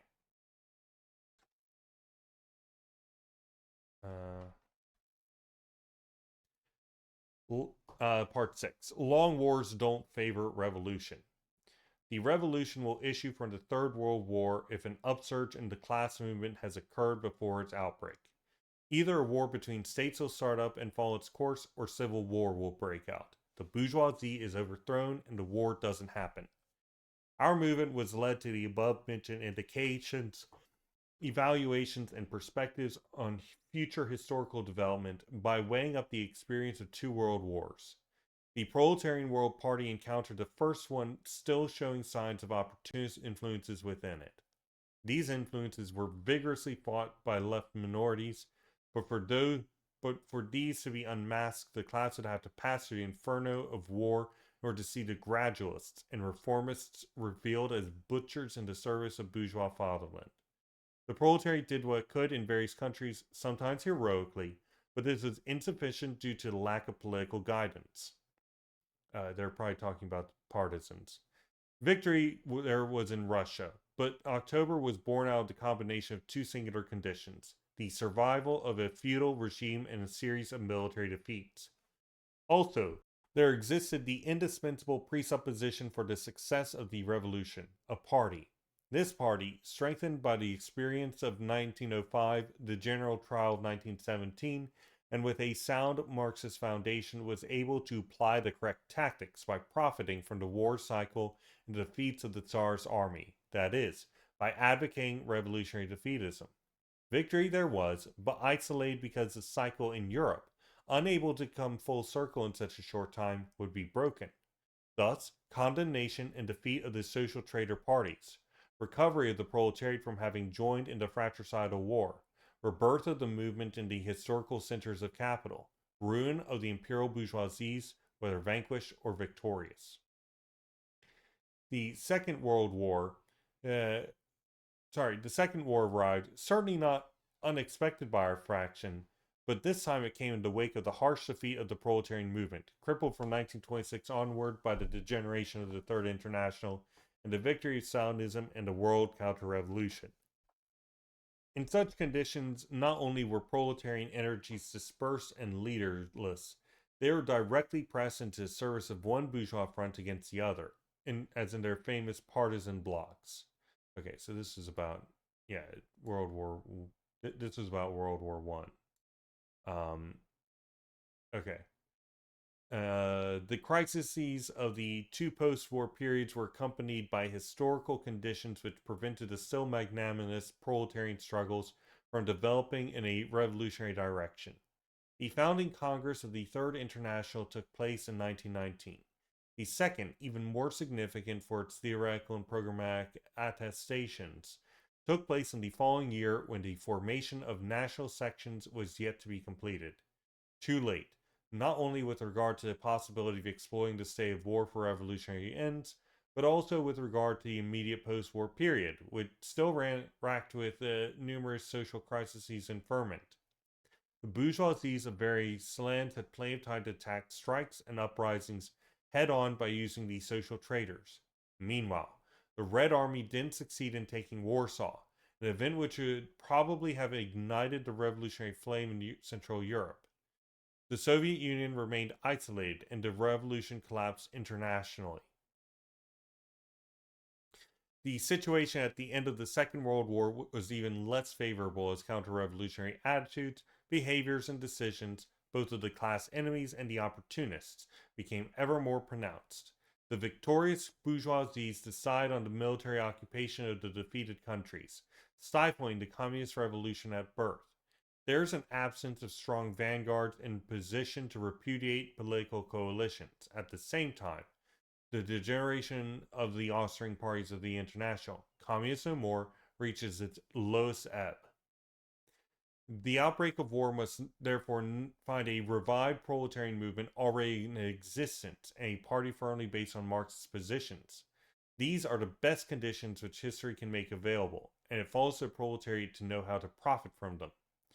A war which doesn't ignite the victorious revolution from its very outset, or at least from very early on, could be stepped up more easily and run its full course, breathing new life into a capitalism in its death throes. For the cadaver which still walks, the capitalist system, the definitive blow must be delivered before new blood is transfused to it from proletarian veins, that is, before it's rejuvenated in the inhuman destruction of war and in the consequent economic renewal of quote-unquote reconstruction. Okay. Continuing. War in itself both resolves the crisis of capitalism and gives it a new lease of life. Insofar as war is the greatest expression of the crisis due to contradictions innate in capitalism, it profoundly shakes the unitary systems of production that are the national states. It can provide the decisive push towards revolution. Inasmuch as war is the one option open to the imperial juggernauts for overcoming stagnant conditions and leveling out the tendentially falling curve of the rate of profit, and since war violently reorders the international market to complete advantage of the victors, but also the vanquished, it constitutes a solution for the conservation of the present mode of production. There are no other prospects. In principle, we could also admit to the possibility of the destruction of the human species, which gives us all the more incentive to prepare for communism. Just wanted to put that in there.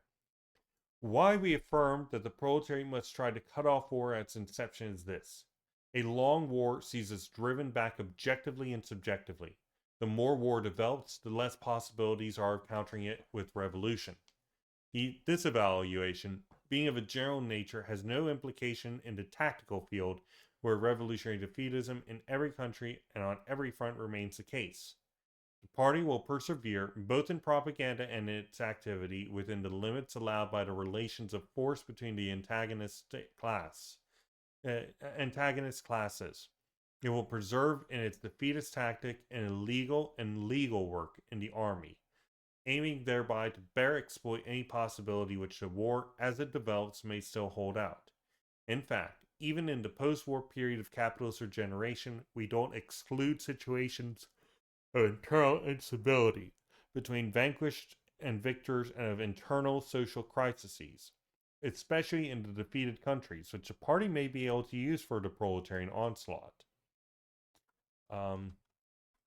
Okay, we're going to grab this section here.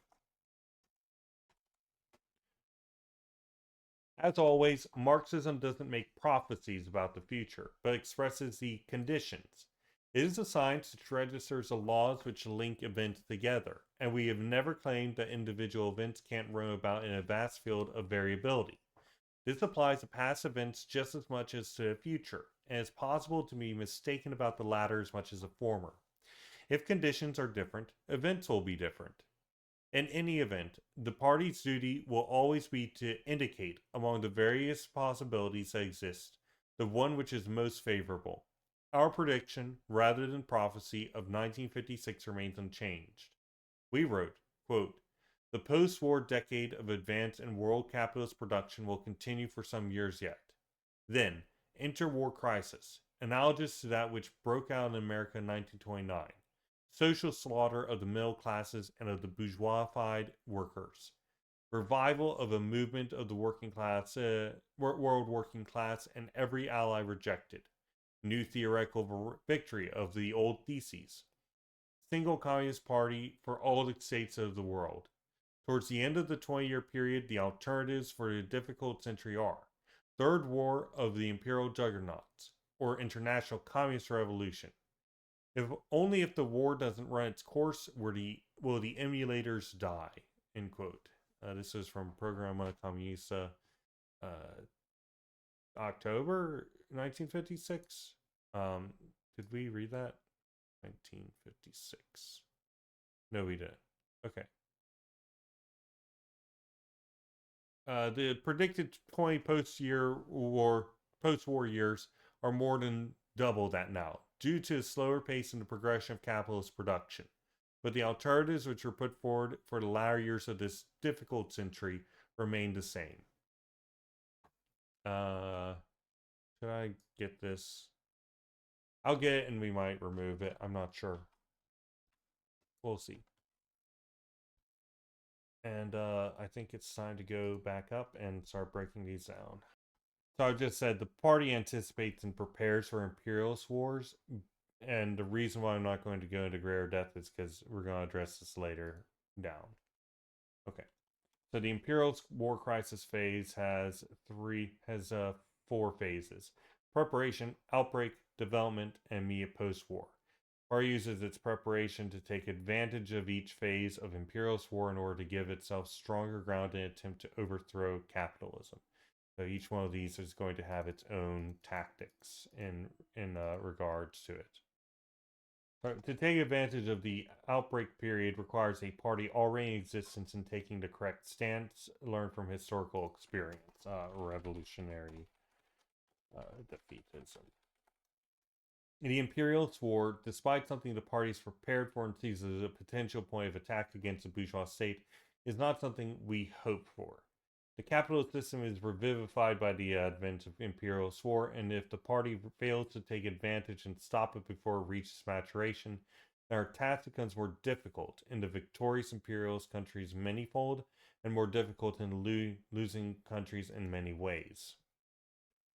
Okay, so war is very helpful and necessary for a capitalist system, both for the victor and the vanquished, sure. And reminder, we're talking about capital, not specific capitalists, so that might be the case. Capital as a whole, everywhere, benefits from war within this imperialist phase of existence. However, it can also provide the decisive push towards revolution, as is the emblem of the crisis inherent in capital, and roughly shakes the system of production internationally. Okay. So the longer a war develops, the worse prospects for taking advantage of it are. Still, revolutionary defeatism is maintained regardless of if we determine we can achieve victory or not. The party will function within the limits of relations of force between the proletarian and the bourgeoisie. It will keep up defeatism in the army, legally and illegally. Basically saying turn this imperialist war into a civil war. Right. And it will take advantage of the instability between nations after the imperialist war, seeking to drive for proletarian revolution in the vanquished nation. Okay. Part 7. The party's tasks in different situations. The party anticipates the occurrence of certain conditions, key periods, and factors that will precipitate the capitalist crisis, leading inevitably to war, which will allow the party to extend its influence on ever more combative proletariat.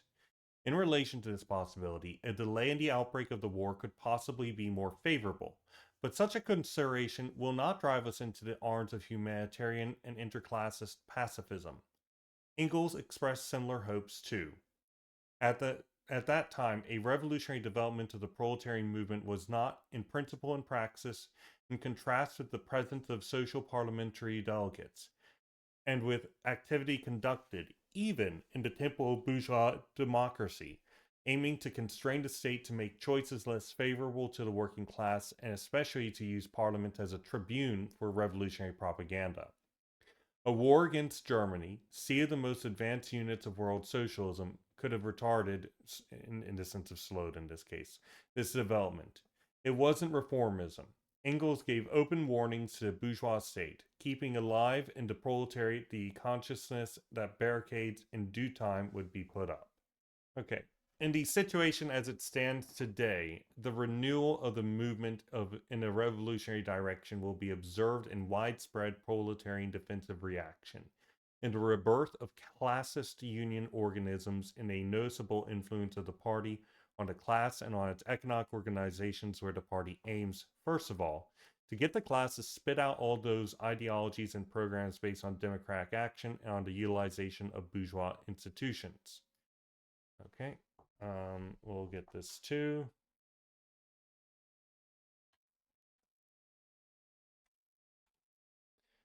In these historical conditions, preparation for and outbreak of war could offer the greatest revolutionary possibilities. In a situation become economically and socially explosive, the threat of sending proletarians to the front might very well kindle social war. Obviously, the party would not for this reason cease its opposition to capitalist war. So this is one of the main reasons, like, for example, the draft has been done away with because, right, people just will not do that. They'll kill their own commanding officers, and they will mutiny. Now, unfortunately, during the Vietnam War, which was actually a fairly good position for American communists to be, we failed. Our communist parties failed to get people within the military um, to agitate to transform imperialist war into civil war.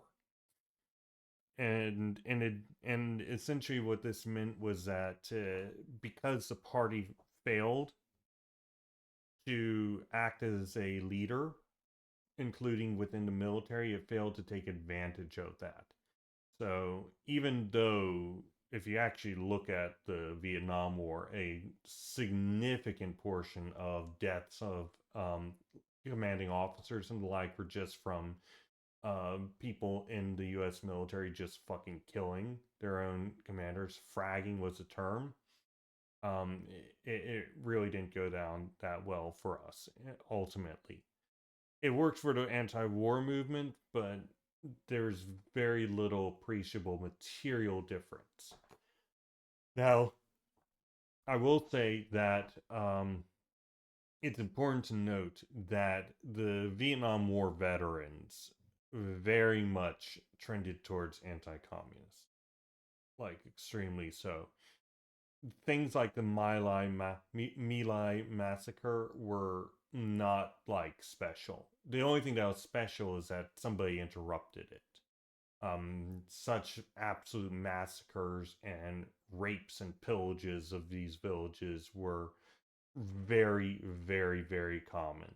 Um, there's a book, I want to say Heart of Darkness, but that doesn't sound right. Let's see.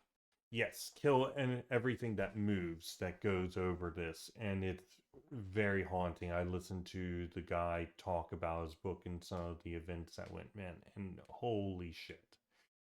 Um, soldiers, just like cops and all other servants of the state that are placed above the proletariat with the intent of oppressing them, you know, are highly reactionary. It's that simple. Even though we advocate for going in and or organizing processes of getting into the military to to teach well, what Lenin was pushing for, people going in and creating soldiers councils and whatnot, and fomenting anti-war movements within the military. You know, this, you always have to just remember that the soldiers are, even if they come from proletarian backgrounds, are being actively propagandized in a very direct manner to to view proletarians, working people, as targets. And they will tend to trust their commanding officers and their generals, especially their generals. Okay, continuing. The cry, quote, "You draw first," thrown by Engels at the bourgeoisie, meaning "you will be answered with weapons to overthrow you," could in given moments be paraphrased by us as the challenge, "Make the gesture of conscription, and the proletariat will rise up, conquer power, and end your war." The process is more complex than it might appear from the battle cry. Imperialist war will be transformed into civil war wherever possible, as in some countries power could pass into the hands of the proletarian party. The epoch of revolutionary wars would commence. Certainly, such a challenge could not be thrown down today. If draft cards and missiles were unleashed now, the prospects would be problematic.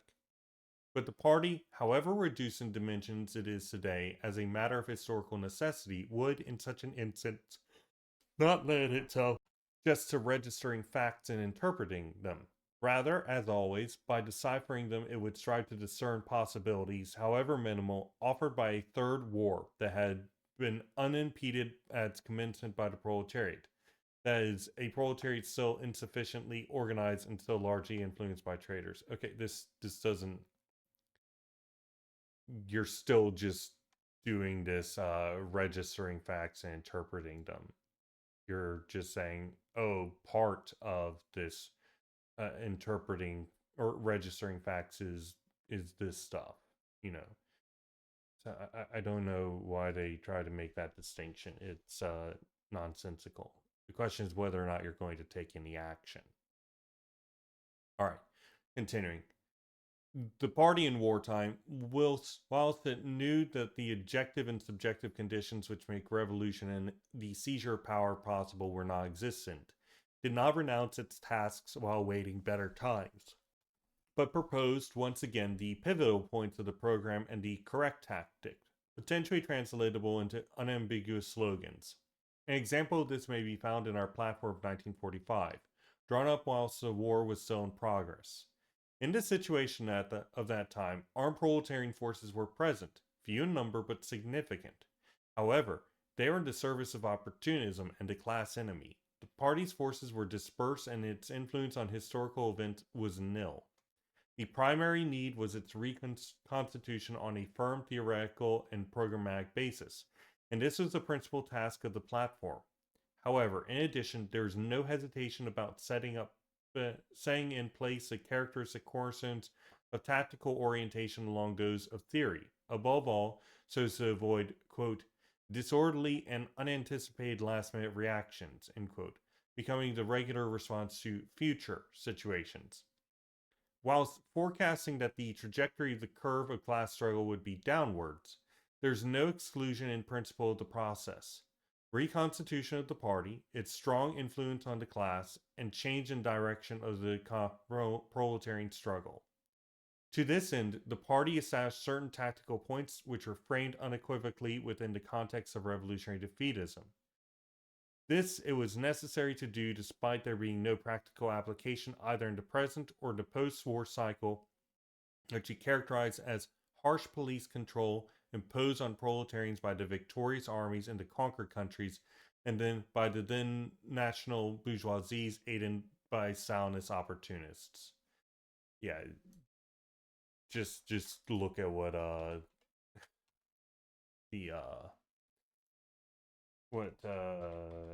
what's his name? Winston Churchill did in Italy after the war to the various communist partisans. For the First World War, in drawing up balance sheets of the past, we came to conclude that it was not so much a matter of having missed the historical quote-unquote bus, but the fact that in the difficult span of years which ran between August 1914 and the early 20s, the bus of proletarian power never went by.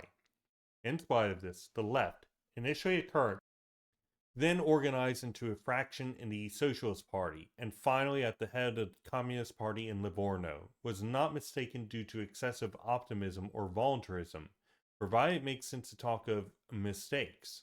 In fact, by giving battle inside the Socialist Party, the left was indicating to the party and to the proletarian masses the correct way to make assault into bourgeois citadel, which was by contrasting to the old reformist anti-militarism with the new classist and revolutionary version. Defending the tactic with Lenin in an unequivocal expression was to call revolutionary defeatism. Later on the left, in years when the ebb of the revolutionary wave was manifestly obvious, didn't cease to point out, even from a critical position inside the Communist International, the correct tactic to apply in completely capitalist Europe, drawing lessons more from the bloody defeats in the West than from the brilliant victory in Russia. In the Third World War, if that more favorable prospect is not realized, that is, revolutionary response either preceding the war or occurring at its first signs, the party, shunning any voluntarism, will make itself an active force within the limitations imposed by historical conditions and the relations of class forces. This will be done with its critique, its propaganda, and its indication on tactical manners. Not changeable, not new with respect to new events, but already established and well known to the militant structure of the party. And that right there is how you know that they disagree, that there's times where decades happen in months, you know, because really, let's say World War III occurs and suddenly we're gearing up to fight China and stuff like that. That is the time where we should be seeing an explosion of people who are, well, hopefully, gosh, hopefully, of people who are open to that sort of stuff, and that's the time that we need to be out there. And I don't know what their indication on tactical matters is, because I don't know their tactics. They don't state them. They say things like, "Oh, if we actually say our organizational structure out loud, then that will remove its organic character." Crap like that. I don't even know what their platform is. They never say anything directly. So I suppose we know three things at the very least: revolutionary defeatism. Yeah, that's a big one. Sure. Gosh. Anyway, let's break these down. All right. There are conditions wherein a delay in the outbreak of war is favorable when we identify its development and can reorient the party to take advantage, but we need time for that. When a delay is favorable, the party seeks to create one, but does not subordinate itself to humanitarian and collaborationist pacifist movements. Okay? Alright, so any draft or conscription will create fertile ground for revolution. The rebirth of class movements in the West will start with classist unions, notable development of party influence on the class and economic organizations. Party needs to aim at getting ideologies and programs which are based on getting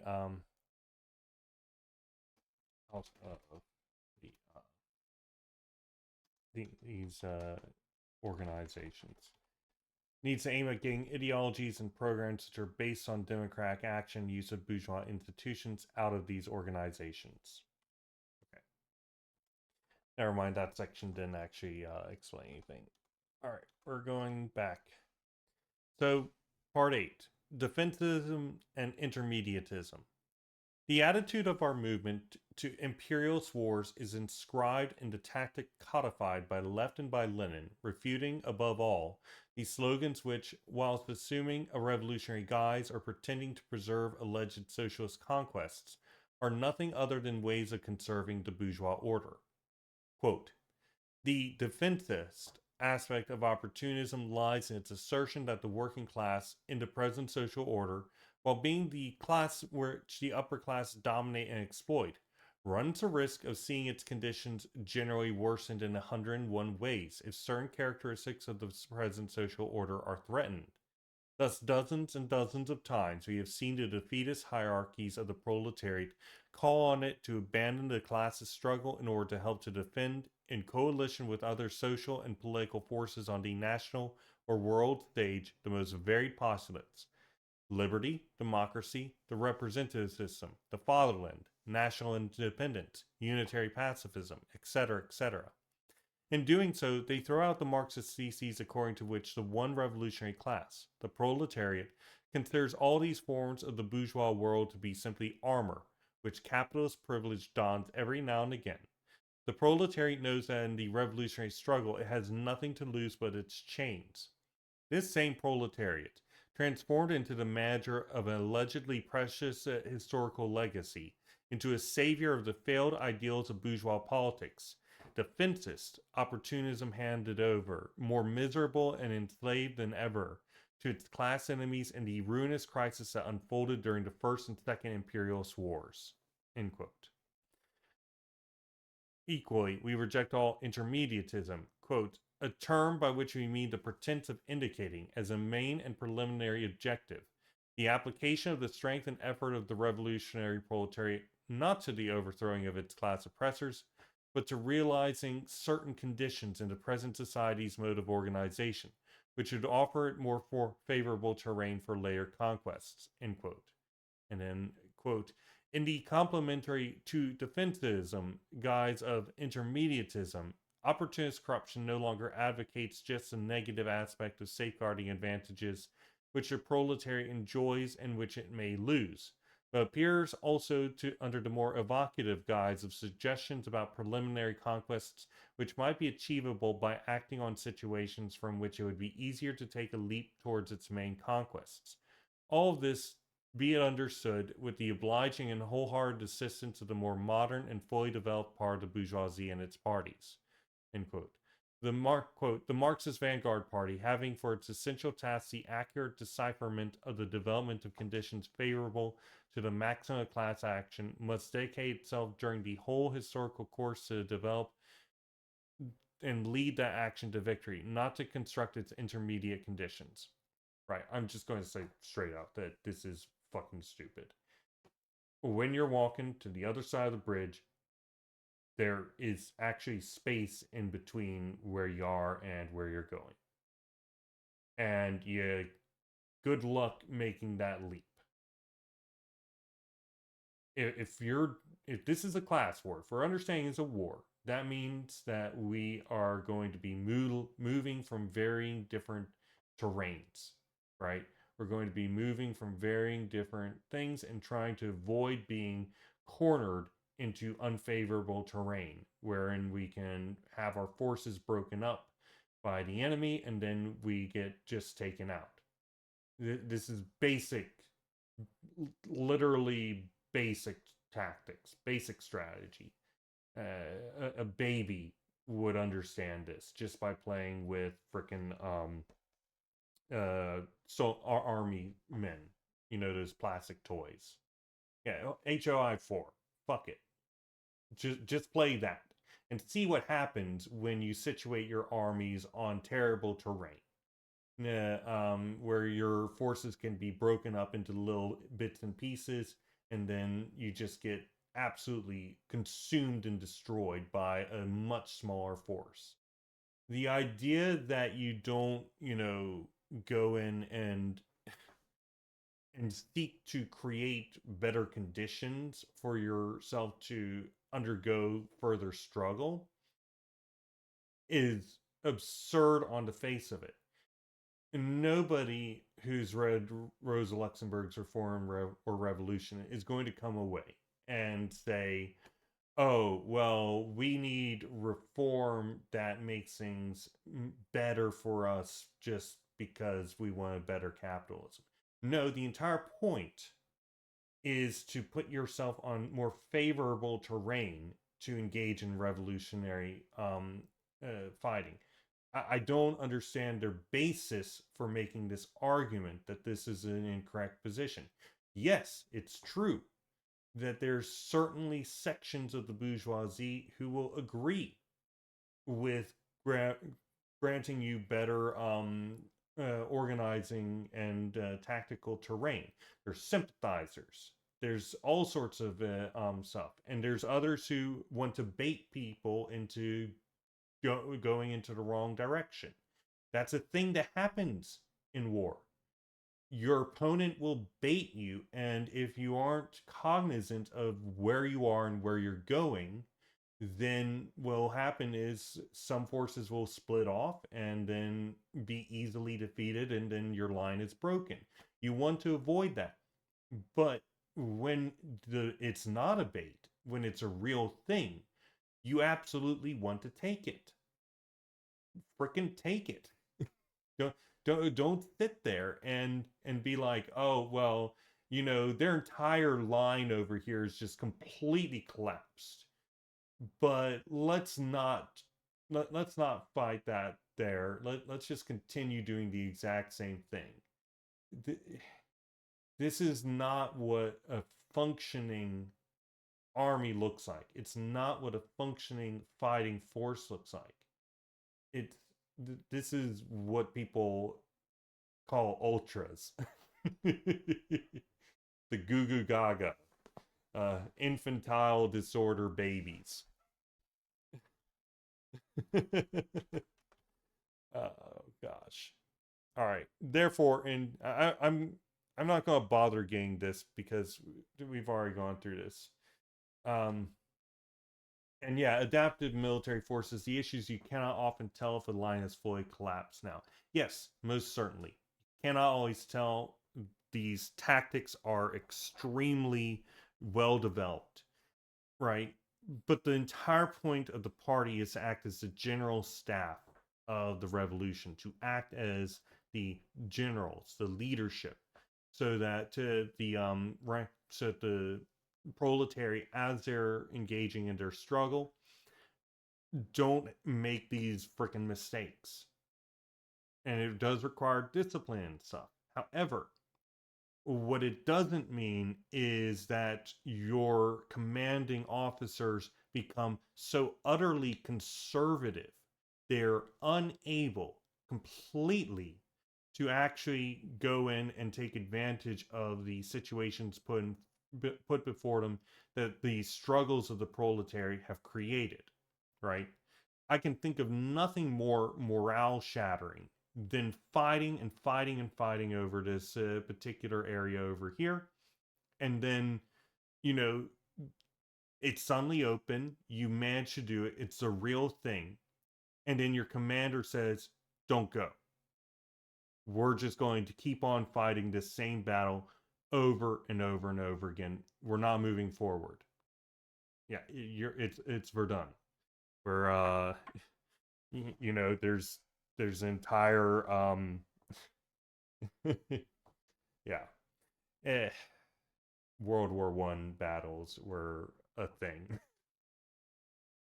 All right. Therefore, in the case of war, the party, considering neither the maintenance or the restoration of conditions of peace among the states, or to the victory of one military front over the other as presuppositions worth defending, nor regarding such events as intermediate steps to conquer the road toward socialism, will not suspend its classist struggle until communism is obtained, nor will it make alliances with any bourgeois strata or parties over these objectives.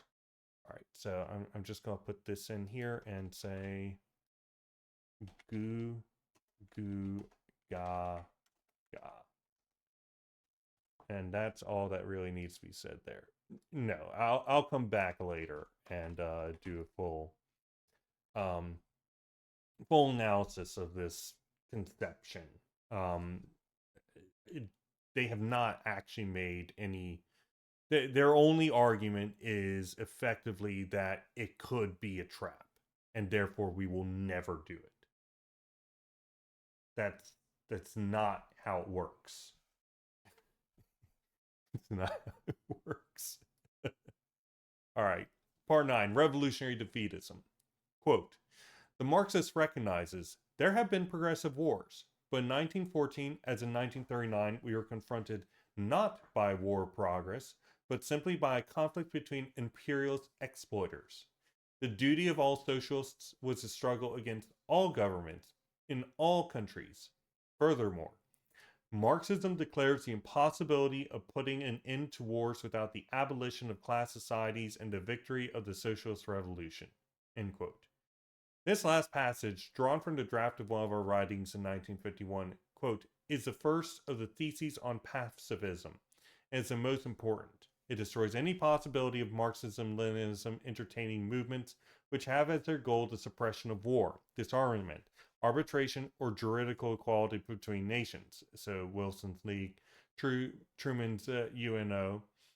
Leninism doesn't say to capitalist powers, I will prevent you making war, and I will strike you down if you do. It tells them, I know very well that as long as you haven't been overthrown by the proletariat, you will be drawn into war, whether you want it or not. And I will profit from this situation by intensifying the struggle to overthrow you. Only when this struggle is victorious in all states will the epoch of war come to an end.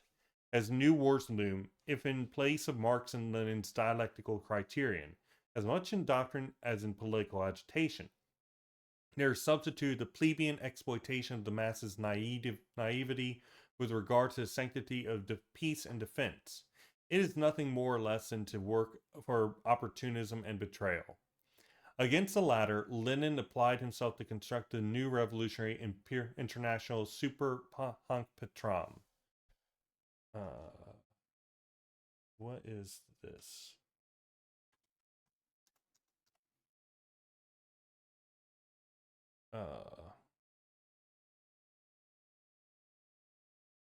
You are Peter, and okay, so this is the thing on the you are Peter, and on this rock I will build. Okay, interesting. It's nothing more or less than to sorry, the new revolutionary international super hunk Petram. On this rock, capitalism and peace are incompatible. We dedicate to today's pacifists the lapidary thesis of the Third Congress. Lapidary. I don't know. I guess they mean the gym of the Third Congress. I don't know how that word works in this case. The 33rd on the tasks of the Communist International. Anti-revolutionary humanitarian pacifism has become an auxiliary force of militarism. End quote. I'm actually going to get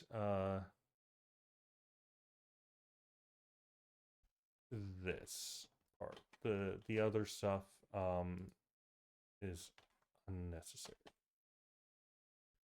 We affirm that, quote, we are for, it is clear, the complete contemporary validity of Lenin's doctrine on war, which is nothing other than Marx's doctrine, expressed at its historical birth after the Franco-Prussian War and the Paris Commune, in which the revolutionary wars of liberal unification came to a close.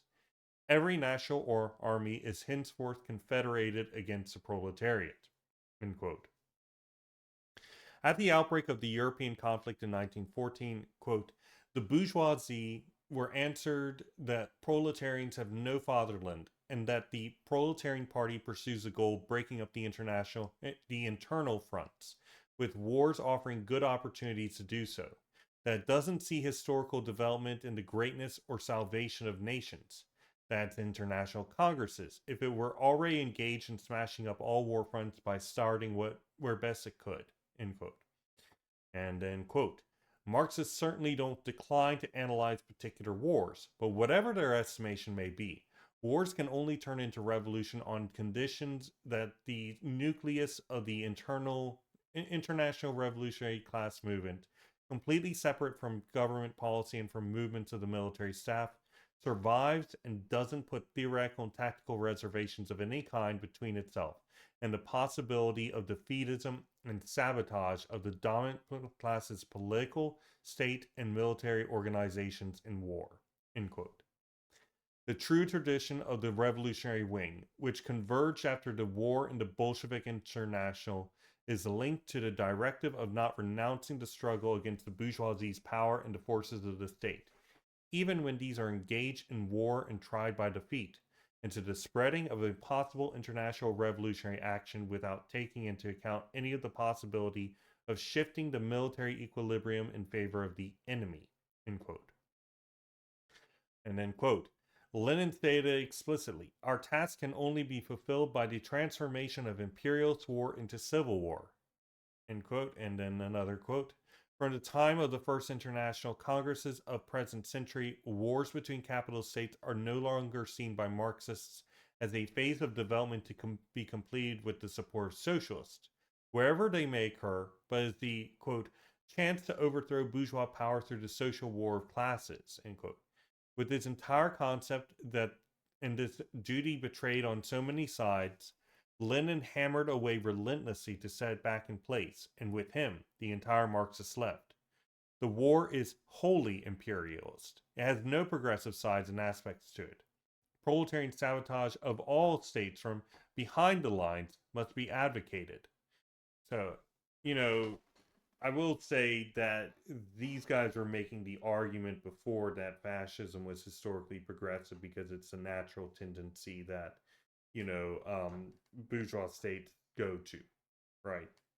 So, under that argument, in what way was, for example, the in what way was this not a historically progressive war? It's just that the historical progressivity of from their perspective would be on the end of the Nazis. Um, so I'm just putting that question out there to try and tease out some self analysis here. I'm not going to get up here and say that they're wrong on either of those points, but what I am going to get up and say is I don't think that it's right to go in and say, oh, actually the USSR was imperialist at that time and it was an inter-imperialist war and socialists should not have sided with the USSR, who is the leader of the Comintern. Uh, and, it's like, no. I'm sorry. I'm not going to sit here and listen to an erstwhile and unfortunate defense um, of you know the Nazis. Functionally, that's kind of what it is. It's not quite. It's the question is whether or not it was our fight to begin with, if we had a role in it, and I would argue that at the very least we did. Um, and at the very least, if I do also think that if the Nazis had not arisen and 27 million mostly young and revolutionary sons of the Soviet Union did not die in a war that forced massive centralization under a militarized bureaucracy within the Soviet Union that was able to call for a great patriotic war and stuff like that, there was a very good chance that the USSR could have been restored to its state as a dictatorship of the proletariat, um, or at least in that direction. But unfortunately, that's not how things went down. Now, do you think that I would argue that at least at the beginning of the conflict, that the USSR was like a fully bourgeoisified state that had lost all basis? No, I wouldn't really argue that. Um, and therefore, even if later on in the conflict, as the USSR just continued to circle the drain, and its prospects for returning to the socialist path just dried up due to internal and external factors. Um, I don't think that we could say that the proletariat should just abandon that either. If we've got if we want to be consistent in a level, uh, so I don't know. I don't agree that this is an inter-imperialist war, and I don't necessarily the Second World War, and I don't necessarily, at least on the side of the USSR versus Nazi Germany, right? It's absolutely the case with like Britain, mind. All right, continuing. Where were we? Okay, there we go. The war is wholly imperialist. It has no progressive sides and aspects to it. Proletarian sabotage of all states from behind the lines must be advocated. And again, that kind of requires that not be a war of extermination, in which sabotage of yourself could mean everybody fucking dies, which with Lebensraum was the case. Like, imagine if the American Indians, in their fight against the colonists, started sabotaging their own people. Oh, wait, they actually did that, and it increased the rate at which they got genocided and wiped out. All right, continuing. As in Paris, this is another quote. As in Paris Commune in Leningrad too, the revolution was won by marching in the opposite direction to the war front, firing not in the foreign on the foreign enemy in the military national struggle, but by turning the same men and the same weapons against the internal enemy, against the government of capital, against the class power of the bourgeoisie, by turning national war into a civil war. Okay, we'll grab the. Honestly, I should grab this whole thing, but it's too long.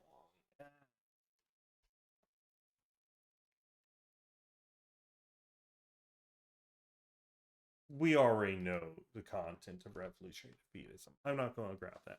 All right, so here's their justification of their position against indifferentism. Let's see if they've got some better arguments than they established before.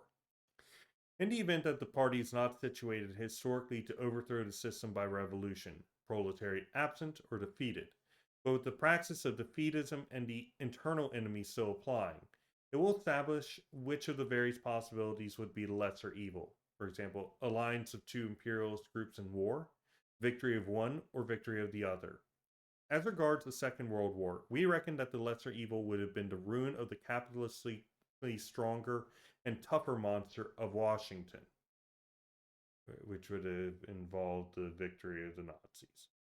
The general condition of intercapitalist power relations are not much changed today, and as the condition deriving from the defeat of the more ordered and powerful countries is more favorable to the revolution. In the case of the Third War, the defeat of America would remain the lesser evil.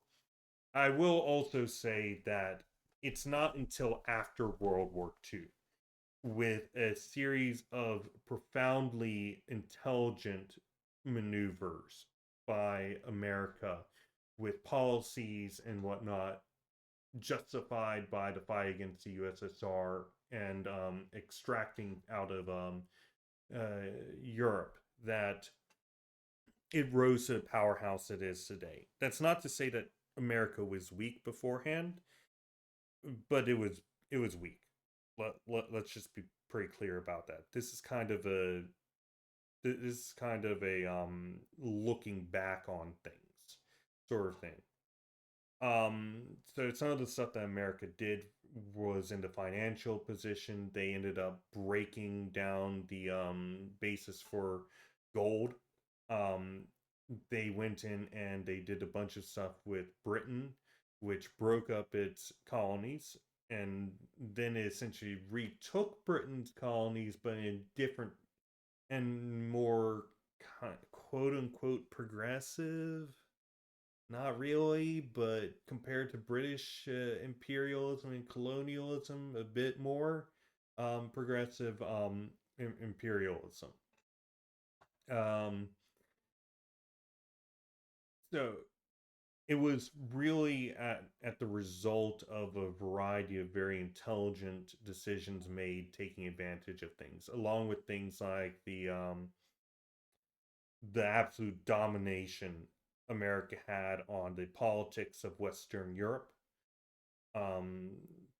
through the Truman Doctrine, through all these different things, and then it's the effective leadership of the world imperialist powers in terms of the military basis, because they had been mostly untouched. They had nuclear weapons. They had gone on war footing and very successfully at that, whereas everybody else had destroyed productive forces and capital stocks. America just kept on chugging along. So it's not until significantly after, I want to say 10 years after World War II, that the full clear might of the USA was, very visible as the new leading imperialist power. Before, it was more in line with Britain and Germany and technically France, but France got just eaten up. So, and we can't forget everything that was happening in Africa and the various national liberation movements. So there's no way to just say during World War II, like in 1942, oh, America is the next big enemy. It's not until after the war. that you would have been able to make that call. This is a very ahistorical conception of how things went down. Okay, continuing. This thesis does not involve any relapse into an intermediatism of another kind. It's certainly not a matter, as the supporters of indifferentism in this field imagine, of pressing the American button or the Russian button, thereby renouncing, even were it possible to do so, pressing the button of world revolution. Vacuous, a pompous indifferentism, with regard to the inhuman forces unleashed in wars, has always been decisively condemned by all revolutionary Marxists, from Marx to Lenin to the left of the Italian and the international communism.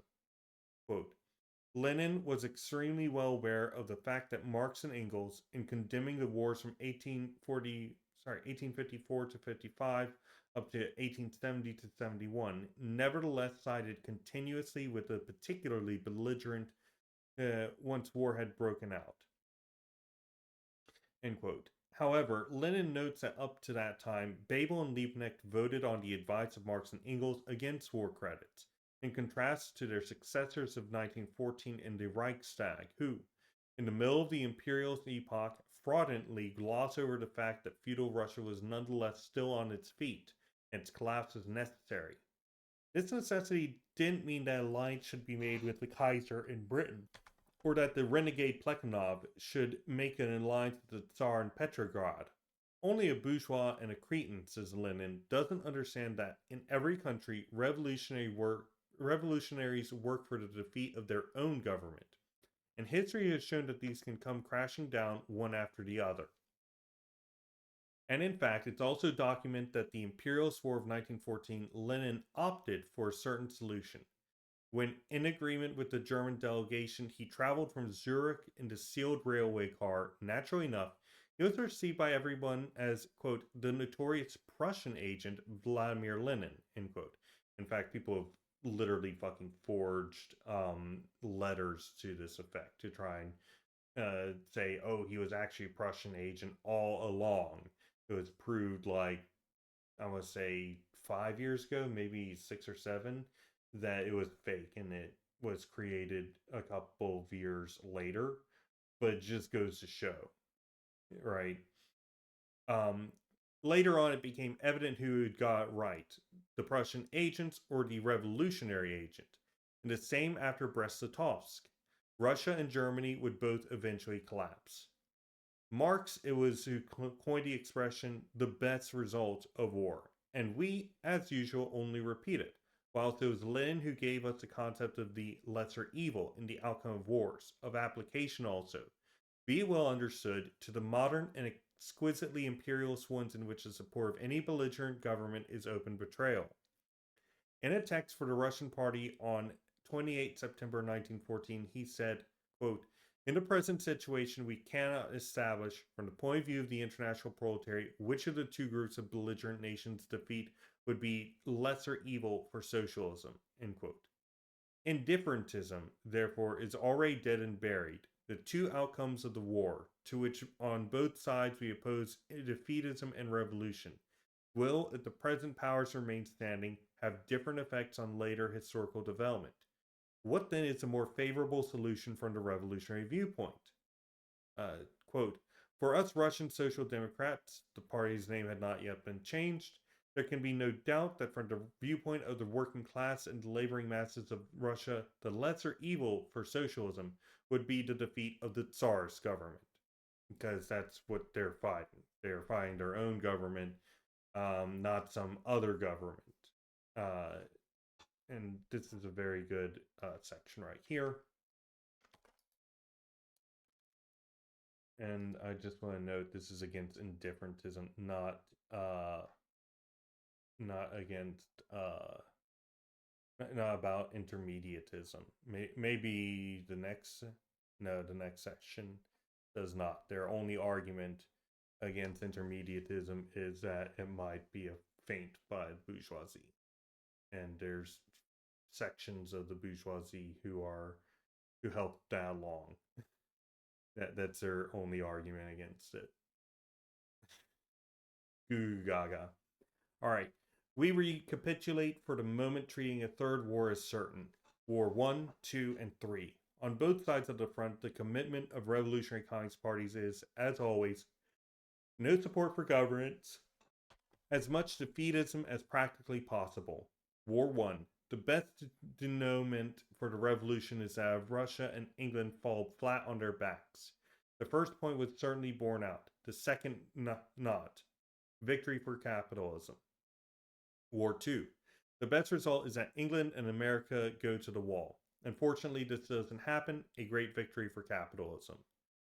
Okay, so they've added in England there. If we're also adding in England there and before America, I guess I would probably agree. Aside from, the fact that the Germans were absolutely doing mass expansion, expropriation of large swaths of land, settler colonialism, or at least an attempted that, and the genocide. And yes, the UK was doing that, but kind of at a slower rate. Their heyday had been over for the most part, and America was eating up what they had. But more specifically in this case, it's so anyway, let's see. War 3. The best result is for America to fall flat on its back. Someone could line up arguments for the opposite thesis, that it's better for Russia to take a tumble. A reminder, this is a couple years before the collapse of the USSR. Given that whilst America is the arch conservator of capitalism, Russia is the arch destroyer of revolutionary communism. The first gives oxygen to its patient, the second immobilizes his Marxist gravedigger. An obviously creanist thesis is it doesn't matter who wins. Okay, so we're going to go back and break this stuff down, and we'll see you in a second. So Leninism takes advantage of inevitable imperialist war by harnessing intensifying class struggle. Any alliance with movement to stop war on the grounds that are not in line with creating communism is naive. And then the lesser evil in a war wherein it is not clearly progressive for one side or the other to win is for your own nation to lose, as you are struggling in your own nation to seize power. Therefore, the proletariat of all nations seek mutually to sabotage their own countries in the advent of war and intensify class struggle, all seeking to result in the loss of their own nation in the imperialist war. And in that instant, take power themselves, Okay. There are also circumstances wherein one nation losing is better than another. For example, America is the arch conservator of capitalism currently. So in that case, it might be argued that, let's say America goes to war in Iraq, right? It would be admissible for the Iraqi proletariat to act in defencism, while the proletarian movement in America seeks revolutionary defeatism because America is the greater threat. But at the same time, no support for government, as much defeatism as practically possible. So actually I'm going to add this.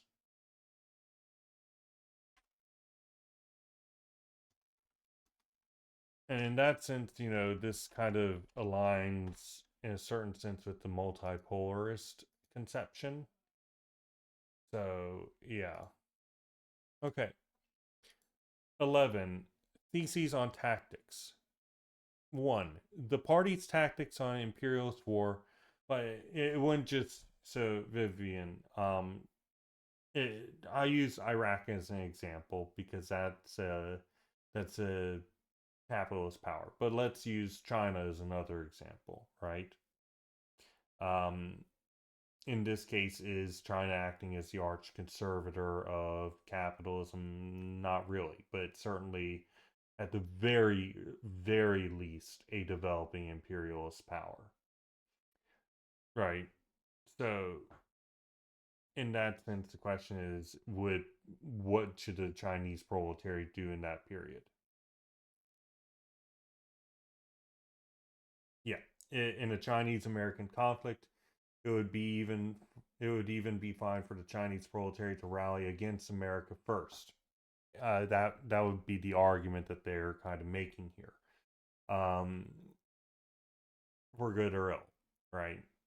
I'm not entirely certain of the of how it is that they want this to go down, but that's kind of what I'm hearing from it, which is in line with the multipolarity thing in a certain sense, but it's more, targeting the biggest threat.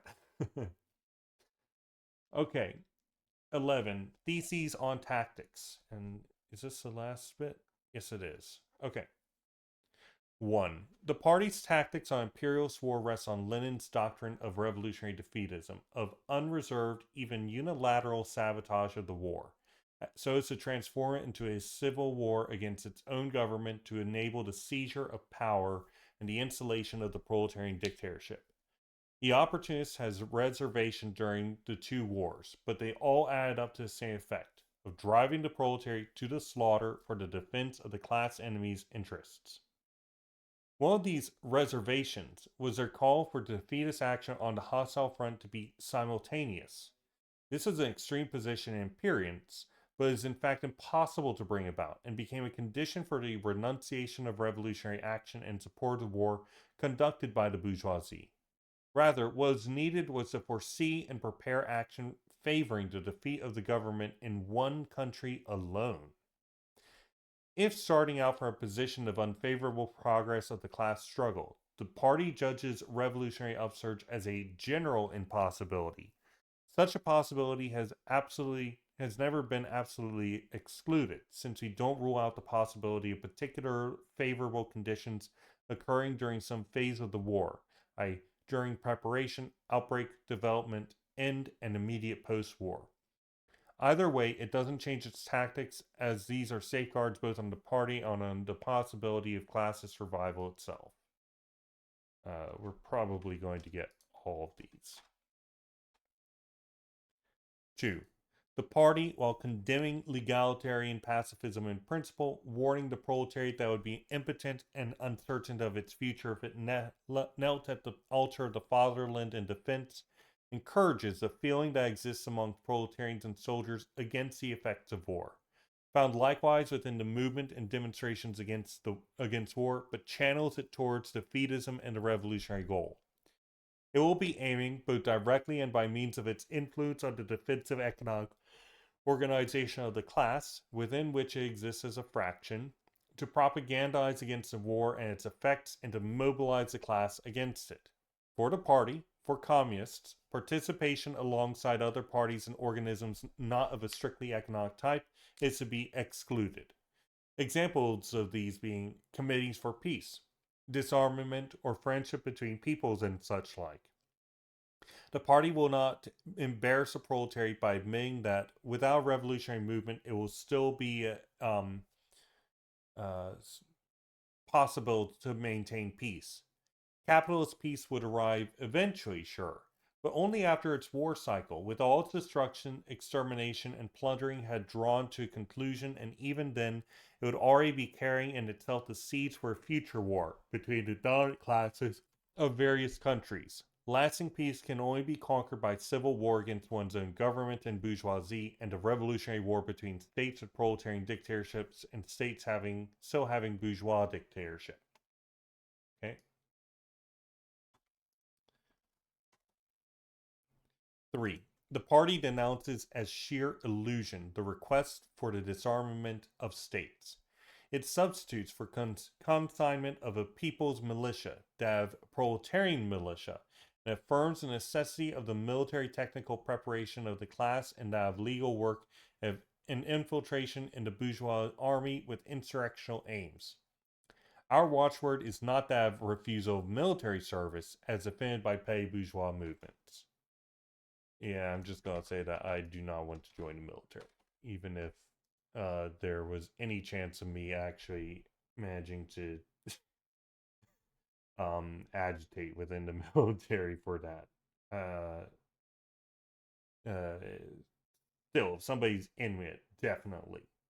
If you're in the military, you should absolutely start building soldiers' councils and stuff.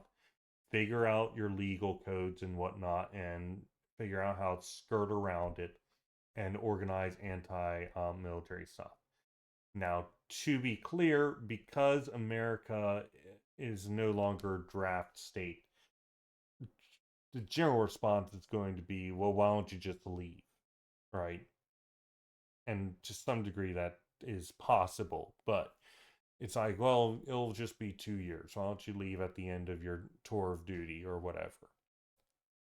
And you're going to need to figure out your strategies for doing that with infiltration in the bourgeois army. I can't tell you in detail anything about this because I don't know much. There's that one guy, that Iraq war veteran that does fairly good stuff. Um, I see him around every so often, and he does speaking events and stuff like that. I know he's been on like Gray Zone, so on and so forth. He probably has some stuff there. It would probably be worth checking that out. Okay, 4. The strike and union organization are the primordial tools of the proletarian class struggle. Only the economic struggle for immediate economic improvement succeeds in shaking the most backward and exploited masses as well, in giving them a real education and, in a revolutionary period, in transforming them in a short time into an army of revolutionary fighters. An extended and combative workers' defensive movement is a determining factor in the insurrectional process, and the breakdown of discipline and infiltration of communist propaganda among the soldiers. In the revolutions of 1905 and 1917 in Russia, the intertwining of economic strikes with political strikes, the close link between these two forms of strikes, ensures the movement's success. For the proletariat to succeed in completely expressing its own class strength for the seizure of political power, it's necessary that vast spontaneous class movements of resistance and attack, both economic and political, of civilian and soldiers are disciplined, controlled, and led by the Revolutionary Party, which, for its part, concentrates all these energies into the struggle for the supreme object of the seizure of state power. This is a complex dynamic which must be studied and foreseen by the party, as in extreme situations it becomes literally the headquarters of the revolution. The question is obviously complicated by the fact that the various partial aspects of the movement influence one another reciprocally, and differently in their convergence and orientation. None of these, though, can achieve the goal in isolation, but only in the welding of the general class movement to the will and the certainties of the party. Okay, we're grabbing this. We're probably just going to get all of these, and we'll break it down once we reach the end. 5. The party considers certain reactions to war as inadequate, even if engaged in this and with the sole purpose of averting war so as to extend and spread insurrectional forms. These reactions against war may be instinctive, individual, or collective class reactions in the form of refusal of military service, flight, evasion, or desertion. Such reactions of individuals or masses, even if spontaneous, express a refusal of the proletariat to send his own flesh to the imperialist butcher. But in themselves, they can only lead to the laying down of weapons and the dispersion of those proletarian forces which must constitute the armed strength of the revolution. The splintering of the military units and the abandonment of the front will be strongly supported by the party with the aim of the passage of those forces onto the internal front, organized and disciplined for the civil war against their own government. By its action and its propaganda, the party will incite soldiers not to throw down their weapons, but to keep them firmly in their grasp in order to be able to point them at the right moment at the internal enemy. To note, one of the things that was going on in World War I and in sections of World War II is a punishment that was given to socialists was to be drafted into the war. Genius actions there, absolutely genius. Yeah, if you get drafted, put your hands together and be like, okay, great. Can't wait to bend this over the knee.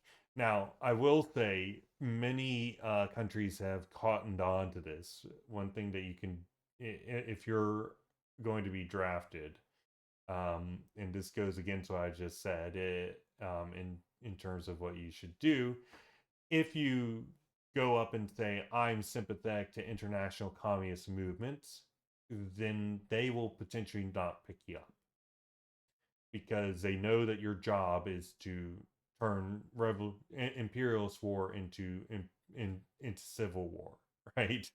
It's your job to infiltrate the army.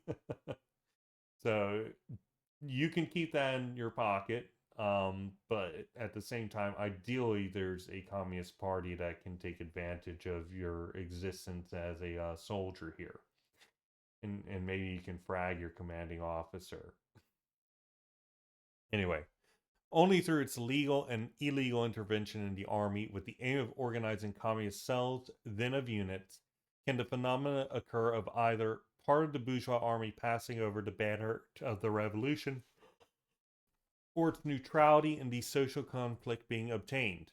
Concomitantly, there may be a great expansion of the phenomena, ample and spontaneous in the First War, of fraternization between soldiers of hostile armies, which the communists must set out to organize by going beyond its primary form of the military strike.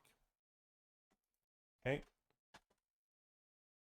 6. Another position we refute derives from a mistaken interpretation of an unrenounceable classical Marxist position. It claims, on the basis of an evaluation of the lesser evil among possible bourgeois solutions to the war crisis, that a corresponding and active tactical posture necessarily follows. If the conditions of the immediate term are judged unfavorable for the proletarian revolution's success, the party would have to favor or not hinder the victory of one bourgeois front over the other to ensure better conditions after the war for the renewal of the capitalist struggle. This is the path of betrayal, which under the most disparate forms of intermediatism, to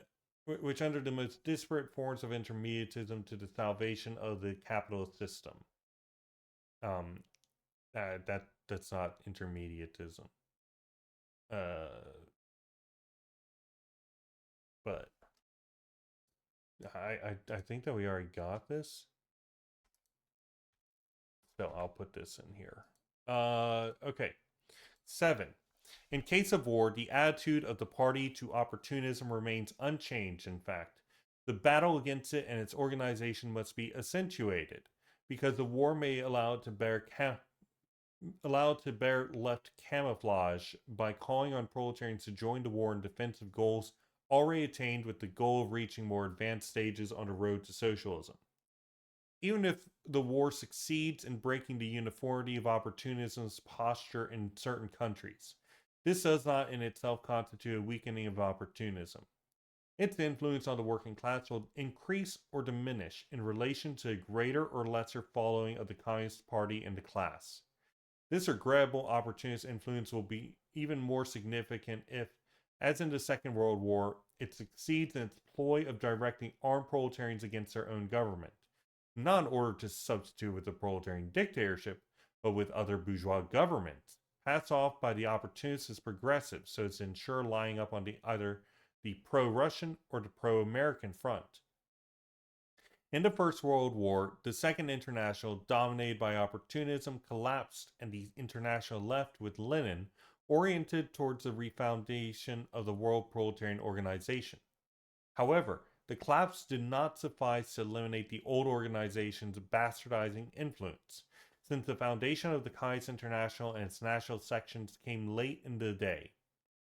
The Second War broke out with the Revolutionary Marxist Party absent from the historical scene, and opportunism, under the cloak of Stalinism, could present itself in a false communist garb and even ordain sudden changes of front with impunity, drawing the proletariat once again to the sacrifice and to the advantage of the class enemy. Confronted with a Third World War, we must be clear still, if that is possible, about discerning, quote, centrist organizations, which at crucial moments will stop all their twisting and turning about in order to swell the ranks of patriotism and union sacra. I assume that means a sacred union. Um,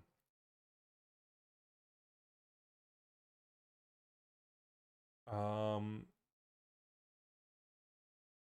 I don't think that they said anything new here, so we're not going to add this. Okay, Part 8. The party foresees the necessity of revolutionary war after the seizure of power in one or more countries. This means that its task will be to organize the Red Army to the extent that it is able to defeat the internal bourgeois armies and to face those of the bourgeois states. It will be the hour of the just war for the defense of the proletarian dictatorship and for the extension of the revolution into countries still under the domination of capital, all the while maintaining close ties with the class struggle led in those same countries by the World Communist Party. This and only this will be the last of the wars in the millenary cycle of humanity divided into classes. Okay, that's not necessary for what we're doing here. So, let's break these down. And then we're finally done with the ICP's reading list. Unless I want to go back and read Rosa Luxemburg's The Mass Line, Lenin's was it Saying Revolution? Or no, it was we skipped What Is to Be Done. And also, we probably need to go back and frickin' read the first part of the Rome Theses. The link that was given to me led to the second part, which had very little useful information. But it turns out that the Rome Theses was actually a primary fundamental document in the upper area. So we probably need to take another look at that. I don't really want to, though. At the very least, I'm going to take a significant break, I think. Though we will be going back to Lenin. I'll tell you that much. We will be going back to Lenin. Alright, so Imperialist War, the party adheres to revolutionary defeatism with unreserved sabotage of the war, even if the other side does not do revolutionary defeatism, right?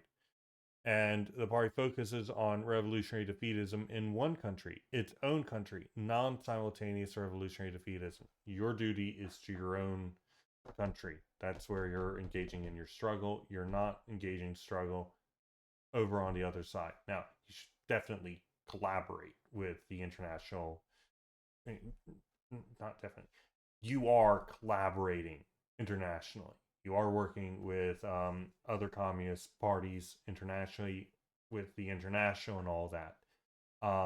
But your focus needs to be on your own country, and even if nobody else is revolutionary defeatism, you carry out your duty.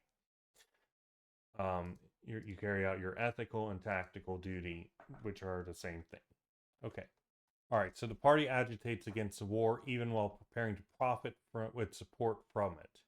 It focuses on producing revolutionary defeatism and calling for revolution, extends its reach into economic organizations to propagandize against the war and mobilize. It does not participate in anti-war movements with non-economic organizations. Okay? All right, so communists should not fight against the draft, but instead fight against it by calling attention to the situation, but you should eagerly await getting armed, right? Because then you can build revolutionary cells within the military and prepare for the coming civil war, and they will agitate in the military for. It calls for people's proletarian militia with military technical preparation. It calls for legal work and infiltration to bourgeois army, not refusal of military service. All right, so the party agitates for direct proletarian action against the war to produce consciousness and give basis in revolutionary fighting amongst the workers. The more extended and combative, the better. The army should be maximally infiltrated with communist propaganda amongst the soldiers, and discipline within the army minimized. The strike should lead to the development of workers' councils, which may end up as the headquarters of the revolution. All the disparate revolutionary movements need to be welded together to the general class movement and to the party. Okay. All right, so communists should enter into the military, or if members of the proletariat are already in it and then they become communists, they should be instructed to stay in it. This is to make it so the military suffused with armed, trained, and revolutionary members of the proletariat who hate their government. These soldiers who remain in it will splinter the military units through abandoning the front, which the party will support, directing them to fight on the internal front. So don't just say no, I'm not going and draft dodging. Instead, go get your weapon and training. Then once you get to the front, you just leave with your weapon, right? And all the while, you're convincing everybody else to do the same. The soldiers are not to throw down their weapons, but instead keep them and be ready for the revolutionary moment. The party seeks to construct communist cells and then units within the army, producing either a section of the army in support of the revolution, or at least neutrality upon a communist insurrection. Ideally, there will be much fraternization between soldiers of hostile armies. Communists must organize these, going beyond the basic military strike. Okay, so I think I was confused at what they were calling for earlier. Because I'm reading this as the party does not support lesser evil in the Imperialist War, which was the thing that was critical of their position before. So they say mistaken interpretation of an unrenounceable classical Marxist position. And then that unrenounceable classical Marxist position was that you should support one bourgeois force over the other if there's no possible victory. Either favoring or not hindering of the victory of one bourgeois front over the other. But then they say this is a path betrayal, this multipolarity campist crap, right? So they don't support lesser evil, but I'm not sure what this mistaken interpretation is, unless they mean the mistaken interpretation that all wars are like that. Well, nowadays the wars don't function like that. I'm not sure, but it seems clear that the party is not supporting lesser evil and imperialist war. Okay, and that is the text, the party's classical theses and evaluations on imperialist wars around 1989. And that was the last text in the ICP Il Perito's reading list for their organization. I'll come back to this goo goo gaga section. All right. Thanks everybody for coming, and I will see you next time with Vladimir Lenin.